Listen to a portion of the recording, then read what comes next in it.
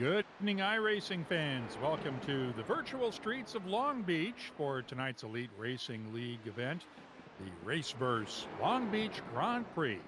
I'm Mark Gillespie along with Rishav Kozla, and we'll be calling tonight's action for you. We're in qualifying right now, and Elite Racing IndyCar rookie and longtime Elite Racing veteran Ryan Gabel is on the provisional pole right now, followed by Justin Fortner and last week's winner, Adriano Pinheiro. And we should have a fun night tonight, right, Rish? Absolutely. It's going to be a tricky one, I think, for a lot of these drivers here, without a doubt. This is the first time we're going to be racing here on the streets of Long Beach in iRacing, so it's exciting in that aspect. The first time we get to have a Long Beach Grand Prix in the Elite Racing Leagues. But the word down in the paddock is that these cars are an absolute handful. Whether you're on the red tires, the alternates, or the black primary compound tires, no matter what you're driving here, the car is slippery. They're expecting it to be a pretty hectic race as the 26 car of Justin Fortner now jumps up to the lead. And we had a provisional race, or at least a test race during the Road to Indy preliminaries a few weeks ago that IndyCar veteran Will Power was one of our winners that night. And we can see somebody losing it right there. Yep, Ryan Gabel there on one of his fast laps there, just spins it around. So easy to do there. Turn 9, I believe that is, and it's, yeah. I mean, once again, these cars are going to be very, very free in the rear end there, and you saw it right there for Gabel. And they were doing it in the USF 2000 cars a few weeks ago, and they were all over the place, and those cars have a lot less downforce and a lot less power, but those guys were all over the place with the Road to Indy preliminary cars. We're in the race that night. There we see Chad Frankenfield in the 15. Yeah, Chad was pretty competitive early on in the Homestead race as well. Fell back a little bit towards the end, wasn't quite able to compete. But yeah, I mean, a lot of really talented guys in the field right now that we're going to wait and see who's able to come out. This is, of course, the first road course as well of the season, and it's not something that we've done a ton of times in the Elite Racing Leagues either. So as a whole, this is a fairly new experience for a lot of drivers, and I'm looking forward to it. Street courses especially are very new to this series. And that's going to be the fun part with the street courses. That's what makes IndyCar so much fun to watch during the real world races, because the drivers have so much on their hands and have to compete on all three different types of circuits, ovals, road courses, and street courses, and it really brings out the best in a driver. It really does. You're having to just handle so much behind the wheel of these cars. There's going to be a lot of correction from these guys. They're going to be wearing through those tires super quickly, and 85 laps of this race it's going to be mentally and physically exhausting, even in the sim here for a lot of these guys. Right now, Justin Fortner is still your provisional pole sitter. Ryan Gabel on the outside. Caleb Bensi is in third. Henry Bennett fourth. Last week's winner, Adriano Pinheiro, is in fifth. Ryan Schultz sixth. Chad Frankenfield seventh. And Alexander Van Desant is in eighth. Leandro Juncos is in ninth. And Presley Sora rounds out your top 10 so far. Yeah, watching here, the highest running car right now. A lot of guys went early in this qualifying session to grab laps here. Brian Blauman going a little bit later in the session. I noticed he didn't start quite as early as some of the others here. So, minute and 30 left on the clock. He'll get around and have time for just one more lap here. So, but right now, running in the 13th position, he's going to want to see if he can find a little bit more pace to vault him up the order. But very, very quick pace here, 107.9 for Justin Fortner. And once again, pretty close up front there, just leading Ryan Gabel by 0.03 of a second. Just an example of how close the iRacing is, as well as in the real world. Just to give you a quick update on the schedule, we will be off next week, followed by 2 weeks from tonight, 250 laps at Michigan International Speedway, followed by the legendary Milwaukee Mile on March 19th for a 250-lapper. We'll be running 98 laps tonight on the virtual streets of Long Beach in the RaceVerse Long Beach Grand Prix. Yeah, here we've got on screen Tyler Fody, another one of those guys who had such a great start to his race last weekend, just got caught up really unfortunately in an incident So we'll see. Not super sure where Tyler Fode lands on street courses right now. He dives back into pit road, so looks like he'll be starting in the 16th position. Though Fode's always raced better than he qualifies, so keep an eye on that 40 car as well.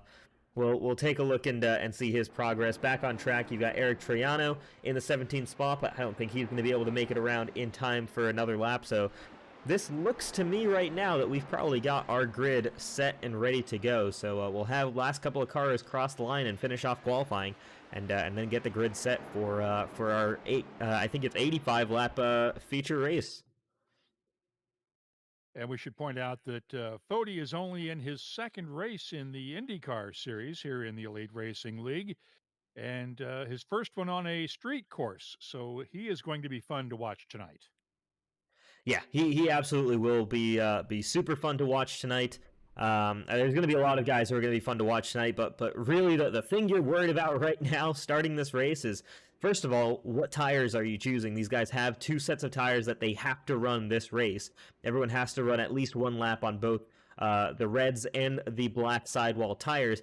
And then the big thing here for this first lap, all these cars packed together, how is turn 1 going to fare? It's a notoriously tight and tricky turn 1 when you've got a lot of cars coming into it. We've seen time and time again in the real Long Beach Grand Prix, cars coming together. In recent years, I think back to Graham Rahal and Simon Pagenaud, I think it was, who came together lap 1, turn 1. It's so easy to do that, even these professionals do, and a lot of these guys new to road courses, new to having those cold brakes heading straight into turn 1, so it could be a little bit tricky there. There will be caution flags that can potentially wave here tonight, unlike what you normally see at iRacing road courses. There will be pixel damage tonight. We can pretty much guarantee you that. There will be, actually, and I believe there's a new iRacing damage model. I've kind of been hearing about it a little bit. So the cars apparently are pretty explosive upon contact as well. So we'll keep an eye out for that. But it seems to be just very small contact can really mess a lot of these cars up, which is not necessarily true to the real life Indy cars, which are pretty famously robust for taking some pretty hard hits. But yeah, these guys are going to have to be extra careful. You really can't afford to brush a wall, because that could just detach a toe link or something like that and completely mess up your race. And of course, we've seen so many of these cars get airborne in iRacing. If they start getting airborne with parts flying off, it's going to be somewhat spectacular. We're talking Wide World of Sports spectacular tonight, gang. Once again, your top 4 rows: Justin Fortner, Ryan Gavel, Caleb Bensi, Henry Bennett, Adriano Pinero, Ryan Schultz, Chad Frankenfield, and Alexander Vandersant round out the top 4 rows as the field starts to pull away from the grid. Yeah, they'll start pretty close to the end here, so we're actually going to go back to, or we're going to hit green flag running pretty quickly here, so we'll run through this grid as fast as possible, but get ready for this restart. You're going to watch that Porsche pace car peels off to the left of your screen, and now the field is at the hands of the pole sitter, Justin Fortner, and he is underway here. A pretty chaotic start there, and that could potentially help a lot of these guys as they head to turn 1. That could certainly help them prevent any kinds of incidents. Let's watch as the field dives into turn 1. No one side by side so far, no issues. And it's a clean start. I think everybody was sort of expecting at least one full pace beforehand. And it's going wide. That was Ryan Gavel going wide through 1. Ooh, we have a car as well. Did everybody get through? Well, we had a couple of guys there. Yeah, that 61 car there of, not quite sure who that was, but the 61 car. Thomas Geisel, yeah, absolutely looked like he might have made contact with the wall, but back on track now.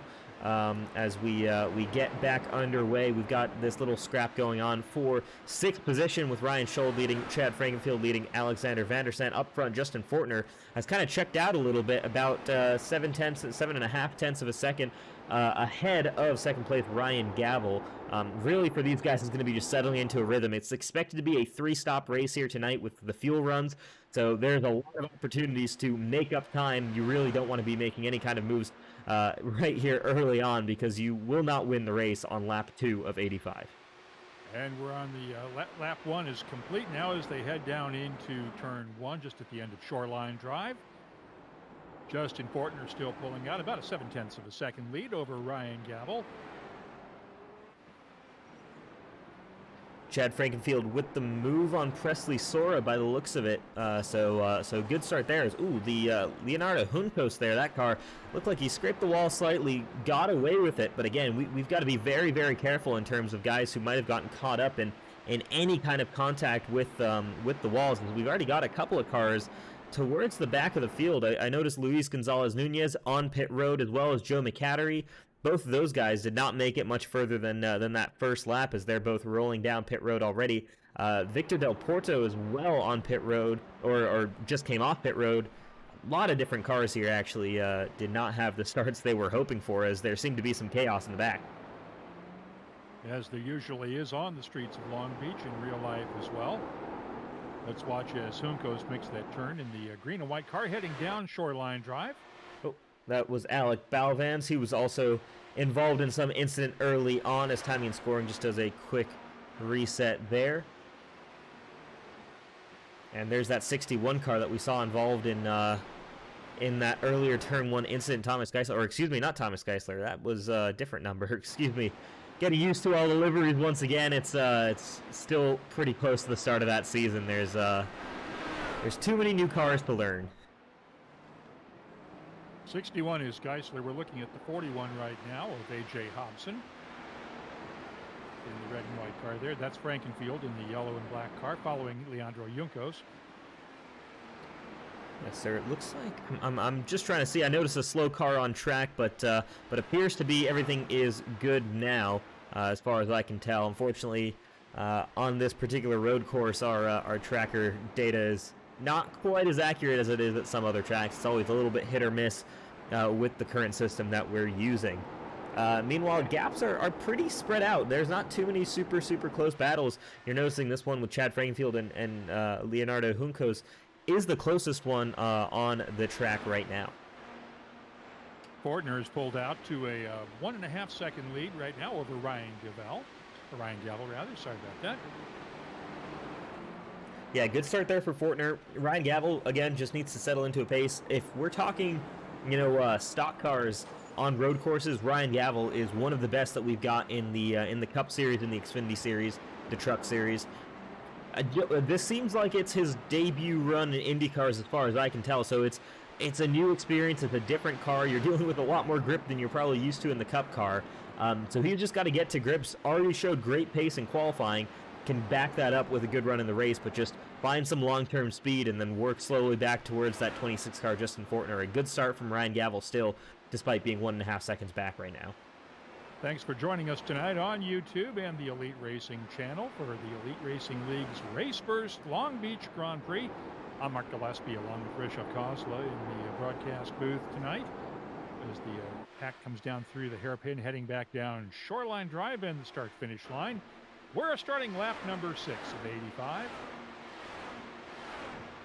Yeah, this one, minute-long lap. So in theory, we're looking at maybe an hour and a half race, possibly a little bit longer with once you throw pit stops in that and potentially cautions. But man, oh man, it goes by really fast. It's I've talked about Long Beach in the past, I think, and it's my favorite street course in the entire world, just because it's so much faster than so many of the other ones that you visit. It's wider, it's faster. You're doing things that you wouldn't normally think you could do at a street course, and that's why I think so many people love it so much. It's such a special racetrack.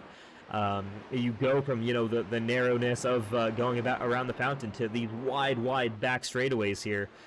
It's just a fantastic racetrack, and I'm sure these guys, while they might be struggling for grip, are enjoying every second of being out here on track.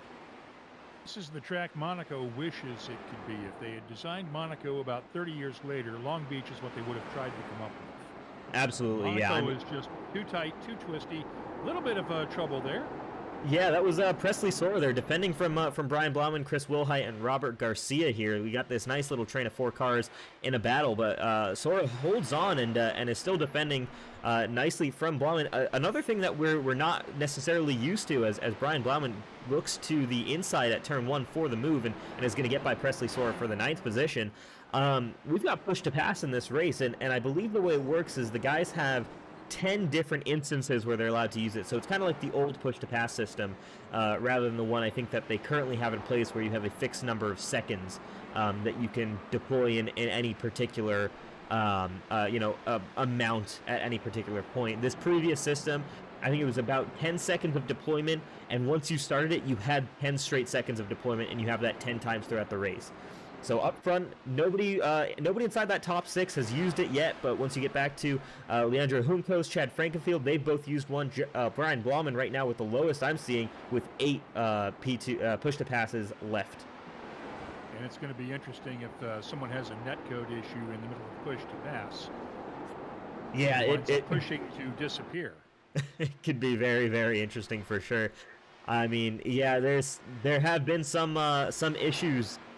Without a doubt, with some of the servers this past week in iRacing. Fingers crossed we're not seeing any of that happening tonight. Seemed like we were pretty okay on our Wednesday night race, but I know Tuesday night there were a ton of server issues. The pro races got messed up. Our race in Elite got messed up. So it was unfortunate, but right now seems to be okay. Everything seems to be pretty stable, so we'll take what we can get. All the internet connections are running through Texas, and with all the weather and power problems down there, that probably is what screwed things up. Hey, don't forget, folks, tonight's race, one of our sponsors, the fine folks at Richmar Florists. A lot of opportunities and occasions coming up where you're going to want to send flowers. We just had Valentine's Day a couple of weeks ago, but don't forget, you've got Easter coming up, Mother's Day coming up in a few weeks in early May. You're going to have graduations, weddings. The next few months are going to be full of opportunities for flowers, and folks, you don't want to screw this up. You do not want to rely on the flowers you pick up from somebody on a street corner or somebody at the convenience store. You want Richmar Florists. They'll get your flowers anywhere in the world that you need to get them. High class, really outstanding floral displays that'll make that special person in your life go, wow, they really cared to do the very best. Don't forget Richmar Florist. You can get them online at richmarflorist.com. Major news right there. Ryan Gavel, your previous second place runner right now on pit road. You can see him hobbling, and the damage to that left rear tire looks like he just slid that car out slightly into the wall, and it might be day over for the driver of the number 01 car after a very solid qualifying in his IndyCar debut. You will not see many caution flags tonight because iRacing does not use local cautions very often. And is even less likely to use a full course caution unless there is a royally big issue. Henry Bennett takes over second place now from Ryan Gavel, followed by Caleb Bensi. Justin Fortner still in the lead. He's got a nice lead of about almost 7 full seconds right now over the rest of the field. Adriano Pinero's in fourth, Ryan Shulden fifth, and Leandro Juncos is in sixth. Chad Frankenfield 7th, Andrew Marquez 8th, Presley Soren 9th, and Chris Wilhite rounds out your top 10. Yeah, it's that was an interesting situation, especially with Fortner now being 6.5 seconds up front. I would assume that it was Caleb Benchi and Ryan Gavel potentially coming together, and that brought Henry Bennett back up to them and allowed Justin Fortner to jump up in front. So yeah, interesting situation there. Can we check Ryan's replay and see if we can figure out what happened to Ryan or Caleb, and see if we can take a look and figure out just what the problem was? Our iRace.online replay. Yeah, let's absolutely take a look there. Big damage on that 01 car. We'll try and load back. We're under green flag racing right now, but I think we can see. Let's see if I can find something with poor Ryan Gavel there and what on earth happened in that car. We are tracking the leaders. We'll let you know if anything changes. But right now, Fortner still has a 6.5 second lead over Henry Bennett.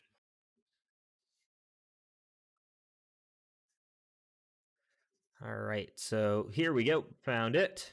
So it was just a tricky run there for poor Ryan Gavel, and here we go. We'll head back to the replay. This is the iRace online replay. You'll see that there's the yellow car entering your shot. And he just slides it out there, slams that wall, and it's game over there. Unprovoked contact. No one. So Caleb Bensi was not involved in that. Ryan just sort of lost it coming out of the hairpin.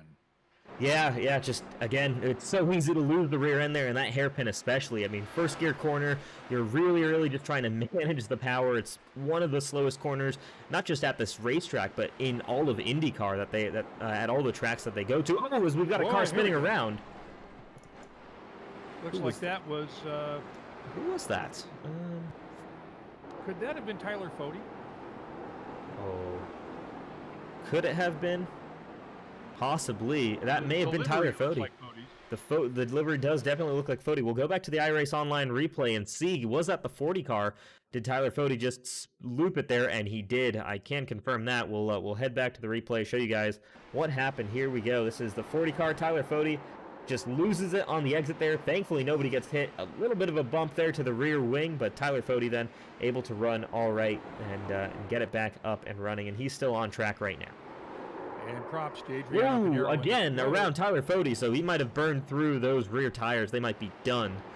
He's got to come in and replace those ASAP, because he might have, just those 2 spins alone are enough to just get so much heat into them that they're completely heat-soaked, and there's no more grip in those to give. And you've got to give some props to, I believe it was Adriano Pinheiro in the 12, and I could be wrong about that because there's a couple of cars with that livery that when Tyler Fode had that first spin, Pinheiro just barely got through there, but he was able to escape without running into any damage when Tyler Fode had that first spin. Yeah, it might have been Pinheiro. That seems like it might be correct there, but yeah, just impressive job by a lot of the guys who are able to miss some of these wrecks. But I mean, you just saw how close they were getting there off of to the final corner, heading back onto Shoreline Drive. They are so close with the walls, and you have to be to get the maximum lap time out of these cars. But also, you go a millimeter out of line, and there's maybe even a little bit of noise in that with iRacing and the netcode issues that could exist, and your day is done. The damage model on these cars are so unforgiving. Just a small tap on that outside wall, and you're done. That rear toe link, that rear suspension has collapsed, and you can sit on pit road for the rest of the night. And you got to point out that Ryan Gavel got very lucky in having his incident where he did, because he was able to duck right into the pits. If you can imagine, whoa, there's a car into the tires. Yeah, there you go, and that's one of those. There's some debris on the track there, which is interesting. Another new feature, I guess, we've got here in iRacing. No front wing on that car. I think that was the one of the wheel covers that they use here in IndyCar, and there you go. The 98 car, Presley Sora, slows down, lets cars by. He's gonna again be in a fairly fortunate position to make it back to pit road pretty quickly. But I mean, man, oh man, that's brutal. Just how quickly these cars can fall away from underneath you. Great job at getting out of the way of these other guys. Presley Sora will head back to pit road, taking advantage of that runoff area, but this is where the tires are starting to fall off a little bit. We are on lap 13, and you're going to start seeing some more here in the next lap or two. We should start seeing some pit stops, I would assume, fairly quickly, just to get fresh tires, because the streets of Long Beach are hell of tires. They absolutely are. They absolutely. When the Firestone Reds start to fall off, that's when you start having big problems. Yeah, it's going to be interesting, and I'm curious. I've been working closely with the 29 team, Brian Blauman and that car, and helping them with telemetry and looking at strategy options. But man, oh man, I can tell you, when he sent me that tire data, those tires were destroyed. And the problem is the Reds cannot run for a long time, but the Blacks are apparently just undrivable from the start. So it's almost, you're trying to just balance the sheer fact of just make the Reds last as long as you can, because I can guarantee you none of these drivers want to be on the Blacks right now. And let's explain, because if you're watching for the first time, this is just like the real world IndyCar Series. The elite racing leagues that races in the NASCAR Series, the trucks and the cup cars, don't use 2 sets of tires. So in this case, the virtual Firestone Reds are the softer compound. They give you more traction, but they also don't last nearly as long. The Firestone Blacks are the harder compound that will last a while, but you're not going to get a lot of traction out of them. And both sets of tires, as we've seen already tonight, will start to break down just a little bit after you get in a few laps into them. You get the heat into them, and neither one's going to be great after about 15 laps. And we're on lap 14 right now, so that explains part of that. Just like in the real World Series on road courses and street courses, each driver has to run at least two green flag laps on both sets of tires. Yeah, absolutely. And the tricky part for the drivers is, realistically, like you said, you don't want to go much longer than 13 laps or so on these tires. However, you want to go as far as you can and do as the fewest number of pit stops as you can to get to the end, and that is fuel limited, really. You can run 26 laps on fuel around this racetrack, so these guys are going to want to try and get 26 laps of fuel out of these tires, or 26 laps out of these tires. That's going to be a very, very tall order for a lot of these guys. The car is going to be slipping and sliding on those last 10 or 15 or so laps. They're going to be struggling, and that, I think, is when we're going to start seeing a lot more mistakes, and we're kind of in that period right now. Lap 15, we expect cars have to come in within the next 10 laps because the fuel requires it. This is where the tires are absolutely at their worst. Leandro Juncos thought about making the move there and then backed out of it on Pinheiro. Yeah, some solid racing going on here between Leandro Juncos, Adriano Pinheiro, Ryan Schold, and Caleb Benchy. That's kind of this group of cars here, and then at the back of this you got Chad Frankenfield, just kind of a little bit further away from this pack. But yeah, some solid battling here as Pinheiro a little bit behind, as Ryan Schold is still just stalking here Caleb Benchy for that third position. You'd love to be on the podium here at Long Beach. I'm sure that's something that many of these drivers would certainly enjoy. It is, you brought up Monaco. It really is the Monaco of IndyCar in that sense. It's such a special event, and outside of the Indy 500, it's probably the biggest event that IndyCar does. We should also point out Ryan Gavel and Tyler Fode are still in the pits. Gavel being shown 8 laps down, and Fode is being shown as 5 laps down. They've both been in the pits for several minutes repairing crash damage. Yeah, unfortunately. Not seen anything yet on. Do we have any update yet on Presley Sora? He's still in the pits, being shown 1 lap down. Yep. So Presley Sora's in on pit road. We've got Mark Rabilis sitting on pit road. We didn't see the incident that he was involved in. Who else do we have currently there? Jordan Owens in the number 45 car has been on pit road for almost 2 minutes now. Chris Wilhite's also been in the pits for 2 minutes. Yeah, Chris Wilhite, Eric Troiano. So a lot of guys sitting on pit road right now. Joe McAddery just hitting down pit road and is currently 40 seconds into a stop, so I can only assume that's damage related. So a lot of guys already coming afoul of the wall here. I mean, you look at the top 14 are guys who have not hit the wall yet of the 32 cars that started this race. So it's been a race of attrition already, and we are only on lap 17 of 85. And only 9 cars are on the lead lap right now, led by Justin Fortner, who is, the lead has diminished a little bit. Now it's down to just 6 seconds even over Henry Bennett. Henry has managed to cut about a half a second off there. Presumably Justin's tires are starting to go just as much as everybody else's.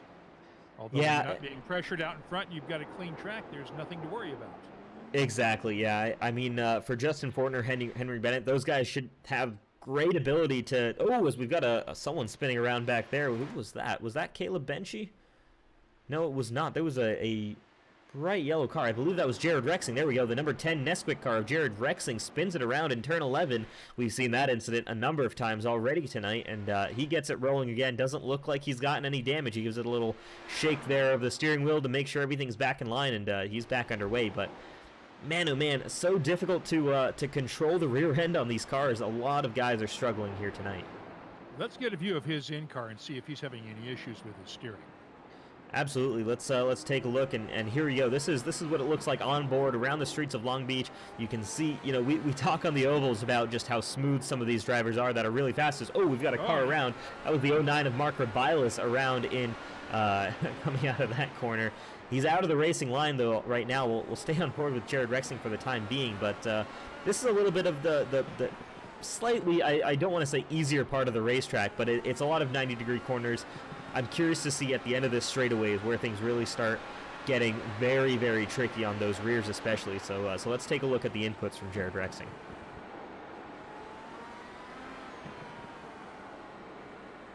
Fairly smooth.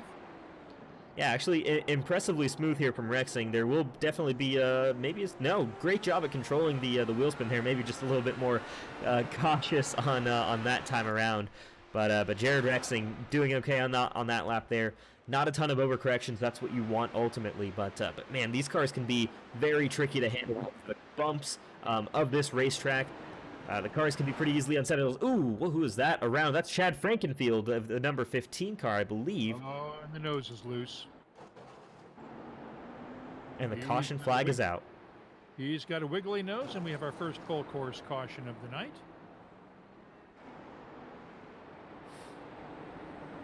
Man, oh man, that's tough. Let's as we got the caution come out, then we'll head back to the iRace online replay. See what happened with Chad Frankfield. It must have been a severe enough incident to justify the calling of the caution. Oh, it absolutely was. So let's see what we can find, because Chad Frankenfield was just the last car involved in that incident that we saw. Let's take a look and see where it all started. Gonna have to run back through this a number of times just to find all the cars we need here. All right, I believe it begins with Joe McCattery going a little bit slowly into turn one. So here we go. This is where this incident started. You see the 16 car Joe McCattery just running a little bit slow there. Caleb Benchy just barely avoids. He makes it through, but then there you go. That was, I believe, Adriana Pinheiro hits. Oh, and a hard hit for all of these guys. Oh, wow. Yeah, that's brutal for all of them, and it was just that 16 car. There you see Adriana Pinheiro with massive damage. Chad Frankenfield coming down with massive damage to his nose cone. Lots of strong cars up front there involved in that incident. Brian Blauman, I think, was involved in that incident as well. Does he have a nose? No, yeah, he does not have a wing. He actually he stayed out, so that's an interesting call there from the 29 car. Yeah, that's going to cause him some handling issues about any second now. That certainly will. I'm curious about that, because I thought they would have come past. Let's take a look at his in-car and see him fighting this. Yeah, let's take a look actually and see, because he might have grabbed this after that initial incident then, or he might not even be aware. If they've been going slow under caution, they might not even be aware of the damage on his car, because iRacing doesn't actually inform you of any of that stuff. And you can't see it as you would in the real world if you'd lost a front wing. Exactly, yeah. It's very tricky to spot that stuff. I mean, normally you'd have someone else on track kind of talking to you and saying, "Oh man, you're missing something in your car." And it was in that turn one crash that Blauman was involved in. We'll go to the onboard camera on this 29 car. This should be an interesting journey. Heading into that pretty blind turn one here on board with Brian Blauman. Let's watch as he makes the dive down. Yeah, you can't do anything about that. Unfortunately, there is nothing you can do, and you saw there a bit of damage pretty major damage to the front right. It seemed to repair itself, but yeah, there you go. The car is just, there's nothing left in it, and you're just kind of hobbling it back around. I am surprised that car hasn't been up hit road. You're looking for, you can't see that missing wing, because you can look through the aero screen, and you can see the suspension. If you look at the left side, you can see the front wing. So this is what it looks like from the driver's point of view. So in the cockpit camera, you've got no idea what's going on. You see a little bit of that left side wing kicked up, but that's only because it's kicked up at this point. Once that wing goes back on, man, it's impossible to see that stuff. So the drivers sit quite a bit lower. Our TV cam is a little bit higher up there on top of the on top of the roll hoop there, but yeah, once you're inside that cockpit, you cannot see a lot out of there. Cars roll off. Henry Bennett beats Justin Fortner off of pit road, so there's a pretty big shakeup there. Henry Bennett, after Justin Fortner's massive 6-second lead, was obviously completely depleted because of that caution. Loses the race off of pit road. Caleb Benchy comes off in the 3rd position, Ryan Schultz 4th, and Andrew Marquez in 5th. Crazy when you look at the fact that, I mean, Chad Frankenfield, who was involved in that incident, is currently sitting in 7th position. That's been the nature of this race so far. Very few cars are still in it. And we still have 9 cars on the lead lap right now. Bennett has about a 9/10 of a second lead. It's up to 1.2 now over Justin Fortner, but we are still under yellow. can change pretty quickly under yellow. Yep, we've the lights and we are do out. not have the Elite Racing pace car tonight. We do not actually. That is correct. I do, however, see. No, Ethan Reisner is still on pit road. He is our typical pace car driver. I do not see that car out and about. So I would expect with the lights off on the Porsche pace car that we're going to be heading back to green flag racing there, and that's a sight right there. Is just how sparse this field is right now, with how many cars have been involved in incidents tonight. Long Beach is always a case of the last car standing wins, and that may be the case tonight. Once again, 9 cars on the lead lap. Yeah, though Although, I think Chad Frankenfield. Second. Yeah, I think Chad Frankenfield's going to go a lap down here because it's showing him on pit road right now. We just got guys who are running, who were multiple laps down before, but we are going to head back. Oh, excuse me. I've just heard from race control that we will stay under caution flag here. The cars will remain rolling, and the Elite Racing pace car will, in fact, be joining the track. He's exiting pit road right now. They'll meet him at turn 1 for 1 extra pace lap. Okay. Let's see if we can spot him. There it is. So a new car this week as well. An older Corvette model out in Long Beach versus the old one that we've seen in the past, the black and green car. The brand new Corvette. Yeah, a brand new old Corvette. I believe the actual reasoning for this is because the latest Corvette doesn't have the same damage model as the IndyCar, and I think all cars in a lobby have to have a particular model to allow it to function. So I believe that was the decision to use this Corvette GT1 car, this old. I believe it's the C6R. Yes, correct. Which would be the same one, and you want a damage model in the pace car, because I think this would be the same model that got pranged up at Detroit a couple of years ago in the real world. It was, I think it was a similar model. Yeah. GM driving it and driving the pace car and coming around a corner and just losing it and putting the pace car right into the wall. Absolutely. It's if there's something I'll say about the drivers who've unfortunately met their end tonight in the wall. You did it on iRacing and not in the real world in front of hundreds of thousands of viewers waiting for an IndyCar race to start. So there's certainly nothing to be ashamed of in terms of dunking your car straight into the walls at a street course especially. The bumps can be pretty crazy, but here we go. Pace car, I believe, is going to come off. There it goes, and we're going to go. We're back to green. Henry Bennett brings him down to the green flag on Shoreline Drive. We'll begin lap number 23.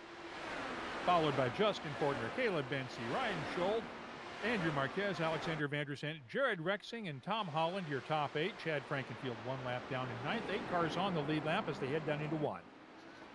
So Henry Bennett still leads the way, and a solid little gap there against Justin Fortner. I'm curious to see what Fortner can do against Bennett now that the roles have been shifted. Fortner with that great lead early on in the first stint of this race, but yeah, the thing that's standing out to me right now is just how absolutely sparse this field is. We saw quite a few cars taking the restart, but there are a lot of guys who are already a lap down because of earlier incidents in this race. And of course, you've got guys who are still on pit road. Right now, in terms of cars running, it's the top 11 straight who are running. Then 12th place sits on pit road. 13th is on track, and then the rest of them seem to be stalled out, except for the 16th position 09 car of Mark Rabilas. So ultimately, what is that? 15 cars left on track from the 31 that made the start. And let's watch, because Henry Bennett is the defending champion in the Elite Racing League IndyCar Series. He knows how to make the track make his car as wide as he needs to keep Justin out of there. And if we had a slight change in our leaderboard from what I'm seeing, okay. No, we haven't seen that. I'm sorry, Henry Bennett. Looking at something got scrolled around, and Justin Fortner is about 0.9 of a second behind now. Bennett pulling out to just a little bit of a lead. Apologies for that. Caleb Bency is in 3rd, but Bennett will make it as difficult. Oh, we've got another crash in the back. Ooh, who is that? That is the 05 car, I believe, of Ryan Scholl, and he gets that rolling again. But let's see, doesn't seem to be some pretty severe damage on that car as far as we can tell visually.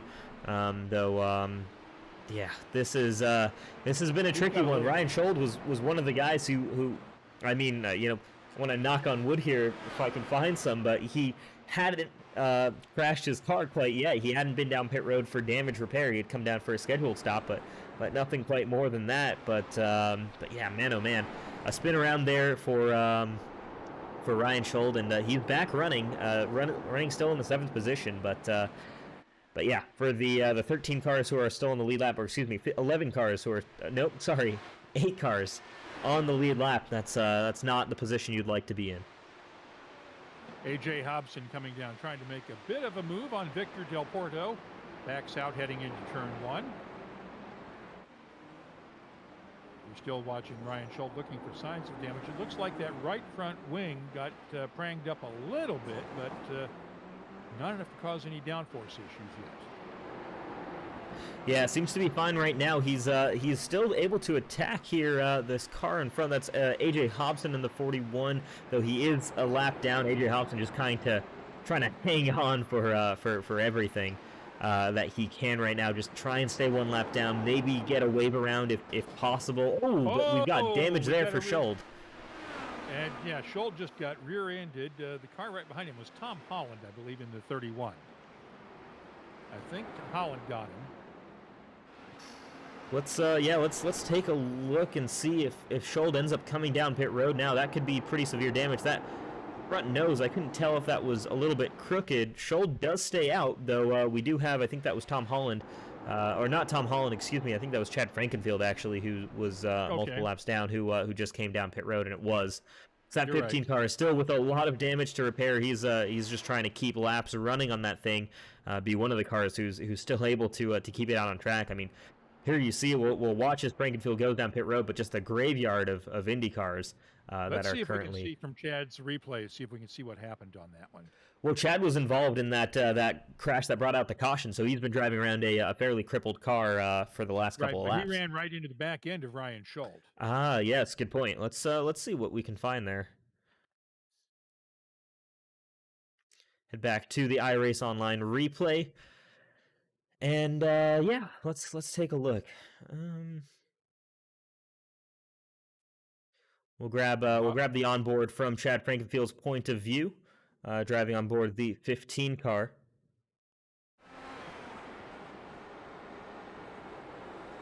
Ooh, looks like Schold just actually. So it was damage on Chad Frankenfield's car. It looks like that's what came off there, and just Schold lost it on the rear end there, and Chad just ran straight into him. Back to live pictures here. Chad back on track, so still running the car, but actually I want to go back to that in-car shot because I want to see what happens when Chad Frankenfield gets back onto a straightaway, because I don't think that steering wheel is straight as he goes around. And you're watching this live. Yeah, live pictures here. Chad Frankenfield around. I was just going to point out, once he gets it moving again, no caution brought out for that, but look at that. There you see, that's the damage to Chad Frankenfield's car. That is those two front tires are pointed straight, and that steering wheel is about, I don't know, maybe 30, 40 degrees tilted to the right. That is not an ideal handling car, especially around a track that drives clockwise. Put it this way, that car's handling about as well as a Ford Pinto on bald tires on black ice. Possibly worse. Honestly, with how Chad's been looking there, especially on that last couple of corners, he's doing a good job at holding on to it, but I think that 15 car might be done for the night pretty soon here. Let's watch and see if he does. He almost went back into the wall again. If he doesn't duck into the pits now. Wow, he's staying out. I was gonna say that tight hairpin, that right-handed tight hairpin is where you're gonna be the absolute worst with a steering wheel like that, because you're gonna be turning it that extra 30 degrees, and it's the steering wheel just doesn't go that far, so you just don't have that same kind of turning capacity. So that's interesting. That we'll keep an eye on that, and I think for Chad at least we can hopefully be sure that he'll stay out of the ways when leaders come around, because driving that damaged car around the racetrack right now could certainly be another danger to the guys who are still running at full speed. And the only reason he's still out there is to try to build up some points and try to make sure that he doesn't fall too far back in the point standings. Exactly, yeah. You want to just grab as many points as you can. That's, I mean, look, if he stays where he is, that's still a top 10 result for the night with just how chaotic it's been. So he just keeps that car running. I mean, you look, 13th on back is out of this race. That's crazy. Nick DeGroot as well. He's been, where is he? He's 3 laps down. He's running on track, but he's 3 laps down. And then you go into the top 9 the top 6 now are the cars who are still on that lead lap. This has been a very strange race, and it almost makes me question. While I love Long Beach. I absolutely adore this racetrack. However, for a race series that is traditionally run on ovals, or has been traditionally run on ovals, this Elite Racing IndyCar Series, for the first road course for us to visit in the season to be at probably the trickiest road/street course that they have on iRacing, might not have been a call that will be repeated the following season. I'll say that. It's just been, this is... suck it up, Buttercup. That's what racing's all about. Well, don't get me wrong. You run Racing... Long Beach every spring, for crying out loud. Come on, Rich. They don't run Long Beach as the first road course of the season, though. I feel like you need to warm up to that. They do run St. Pete, admittedly, I guess, as the first race of the season normally in IndyCar, so I guess there's some merit to running a road course early on, but I don't know. Watching this race tells me that maybe it wasn't quite ready for that to be happening. We could have started with running on something like Mid-Ohio or another racetrack where you've got some penalties, but also if you go off track, it's not game over. You're not at the day isn't over. I'm fine with seeing drivers out of the race for mistakes. That's fine. I like that about street courses, but I think seeing more than half the field out because of those mistakes, that starts to make me question a little bit some of the decisions in the future. Talent to the top. That's what Absolutely brings talent to the top of the pack. If you stay out in front, keep your car clean, like Bennett and Fortner have, you're going to be in a good position to win the race. Fair enough. That's the way things work. I mean, you can't just because the track is too tough doesn't mean that you don't run on. And like we said, this is the first time the Indy cars in Elite Racing have run Long Beach. So maybe the guys needed some more practice time. Yeah, seems like that's going to be that generally seems to be the case, barring these top guys who've kept it out of the wall so far. They've been doing a good job, and I mean, big shout out to the guys who have done that: Henry Bennett, Justin Fortner, Caleb Benchy, your top 3. These guys have been immaculate so far this race, but I mean, we still have a long way to go. Lap 31 of 85. There's still very much of this race still to be decided. Lots of pit stops still to come, and still potentially more cautions yet to come, or more incidents for cars yet to come. And we're only 10 laps into this particular stint. Some guys did stay out for longer than that, but 10 laps into the stint for most of the leaders. We're not quite at that point where the tires are completely shot yet. So again, we could see a similar situation to what we had last time. I'm not saying I disagree with that being okay on a racetrack. I'm perfectly fine with that. I'm just saying be prepared for potentially more crashes to come in this event. Oh yeah. I mean, Long Beach has always been a demolition derby in the real world. I mean, we're lucky we haven't seen more cars running into each other. We have not seen. I mean, the drivers have been racing really well against each other tonight. The walls, not so much, but against each other, we haven't seen any on-track collisions for the most part. That one exception where Chad Frankenfield got into Ryan Schultz being one of the few exceptions. But Henry Bennett's doing just a great job tonight as we come down into lap 32 with a 2.5-second lead over Justin Fortner. You are watching the RaceVerse Long Beach Grand Prix here on the Elite Racing League and the Elite Racing Channel. I'm Mark Gillespie along with Rishabh Khosla, and we're calling tonight's race for you in between arguing over the merits of running at Long Beach in the first place. I think it should definitely still be on the calendar for sure. My big question mark was at what point on the calendar it should be, but I think the thing we should probably be focusing on is the fact that we've got the top 5 within just over 5 seconds of each other. So the race is still very much on here for both the win and the podium positions, and the guys who have kept it on track are putting on a great show. And let's hope the show continues right now. Hey, can we get let's take a lap around with Henry Bennett if we can, from the driver's point of view, from that driver cam if we can. Absolutely, he's going to round that final corner, and here we go. This is on top of the roll hoop, but this is a pretty close view as to what Henry Bennett is exactly going to be seeing as he drives it down short line drive. Can we see his cockpit cam? We can actually. He's got a helmet cam that we can use here. So this is what it looks like from inside the helmet of Henry Bennett, from what it looks like through his gaming screen wherever he's racing from. And this is interesting just because we don't normally get to see before the aero screens, you could see the driver's hands in the wheel. The aero screen sort of blocks that out now from the roll booth camera, but we can see it with this. Yeah, so absolutely. It's interesting to watch the angles there. And so it's interesting as well, the effect of the aero screen, the effect of the halo, especially the halo aspect of the aero screen, because when you talk to real drivers about the effect it's had, the way it really works is it's almost like where your nose is, where it's there, but you don't even notice it really. The problem with iRacing is that you don't quite have that when you're looking at a screen. It's always there. It's not quite, you don't have the same depth effect that you would in real life. So it's harder probably to see through these cars than what you'd have in real life, because you're always looking at that just vertical bar from the cockpit view. But I mean, there's a lap from Henry Bennett at Long Beach. I mean, that was just perfectly smooth, buttery smooth. A great job there by Henry Bennett, and he's just cruising right now. He's got a 5.7 second lead over Caleb Benchy in second place. He's doing just fine, as Justin Fortner actually has come down pit road, which is why he's got that big lead. And Fortner with 46 seconds of damage, that tells me we've got to go to the iRace online replay to see what happened to this 26 car. Unfortunate for the guy who was running second place in this race, was leading early on in the event. Justin Fortner, I want to see quite what happened to this 26 car. Here we go. This is your replay of Justin Fortner coming off of completely loses it, and that's a hard hit. Man, and instantly to pit road and day over for Justin Fortner. That will leave a mark.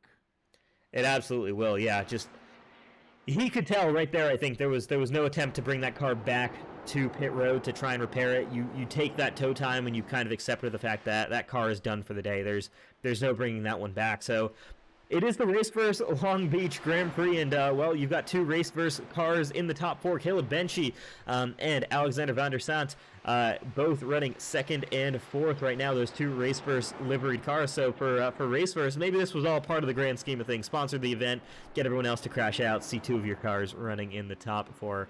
I kid, of course. Of course.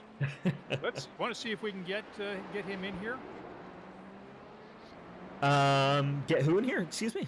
Let's see if we can get Justin in here into the booth and talk to him for a second. Let's take a look. Actually, yeah. Unfortunately, I'm not sure I see him. I can shoot a message over his way and see what we can find. We'll keep you guys updated. See if we can hear in from Justin Fortner, or for that matter, any of the drivers whose days have particularly ended today. I'd like to certainly hear what some of it was like on the racetrack tonight. Right now, Henry Bennett has about a 5.6 second lead over Caleb Benchy, and Andrew Marquez is in third. Alexander van der Sant is in fourth. Jared Rexing in fifth. And that right now, other than Victor Del Porto, nope, the top five cars, that is your five cars on the lead lap right now. Yeah, absolutely. Tom Holland is in sixth, one lap down. Victor Del Porto, one lap down in seventh. Fortner is still being shown in eighth position, 2 laps down. Chad Frankenfield is out of the race now, it looks like. No, he is still on the track and coming back now right now, but he's being shown as 2 laps down. Yeah, so lots of guys struggling right now. 5 cars, we think, here or it looks like 5 cars on the lead lap, but Jared Rexing just comes down pit road for the first time, I believe, today. He might have come down for some fuel earlier, but I believe he was running, or maybe he pitted. No, it's showing that as, no, this is his second stop, so he did pit once before. Fuel only stop. All right, so yeah, so Jared Rexing coming down, he won't lose that lap, but yeah, he's going to be hanging on to this lead lap. Right now, the battle really is for this second position now, as Henry Bennett just continues to extend that lead. Caleb Benchy, Andrew Marquez, Alexander van der Sant. Man, this is a good battle going on here for second. They're not quite aggressive on each other, but that's because you've got such a long way to go. That's because you've got tire strategy, fuel strategy still to play out. We're only on lap 37. We are not even halfway through yet, and just 5 cars really still in the running here. Oh, let's watch real closely there. Marquez makes a move. Yeah, Marquez just defending, so he's interesting. He's in a RaceVerse sandwich right now between Bensi and Van der Sant, and that could be interesting for Marquez. I mean, you certainly you could have one of your teammates, pushing the 87 car back into the other there. But I think with the same token, Caleb Bensi probably wants to try and chase down Henry Bennett as quickly as possible here, because Henry Bennett is checking out on this pack. At some point later tonight, we will announce our KNP Graphics paint of the race. I think Andrew Marquez won last week with that yellow and red livery. Absolutely, he did. Yeah, that easy to spot yellow and red livery. Won it. Exactly. That's why he won it. I think tonight it may be the last car still running gets the Paint of the Grace award. Almost just a little bit of a consolation prize there, or just to add on to it. You were left running. Well, whatever paint you had, that was good, because it was the only paint that lasted the entire race.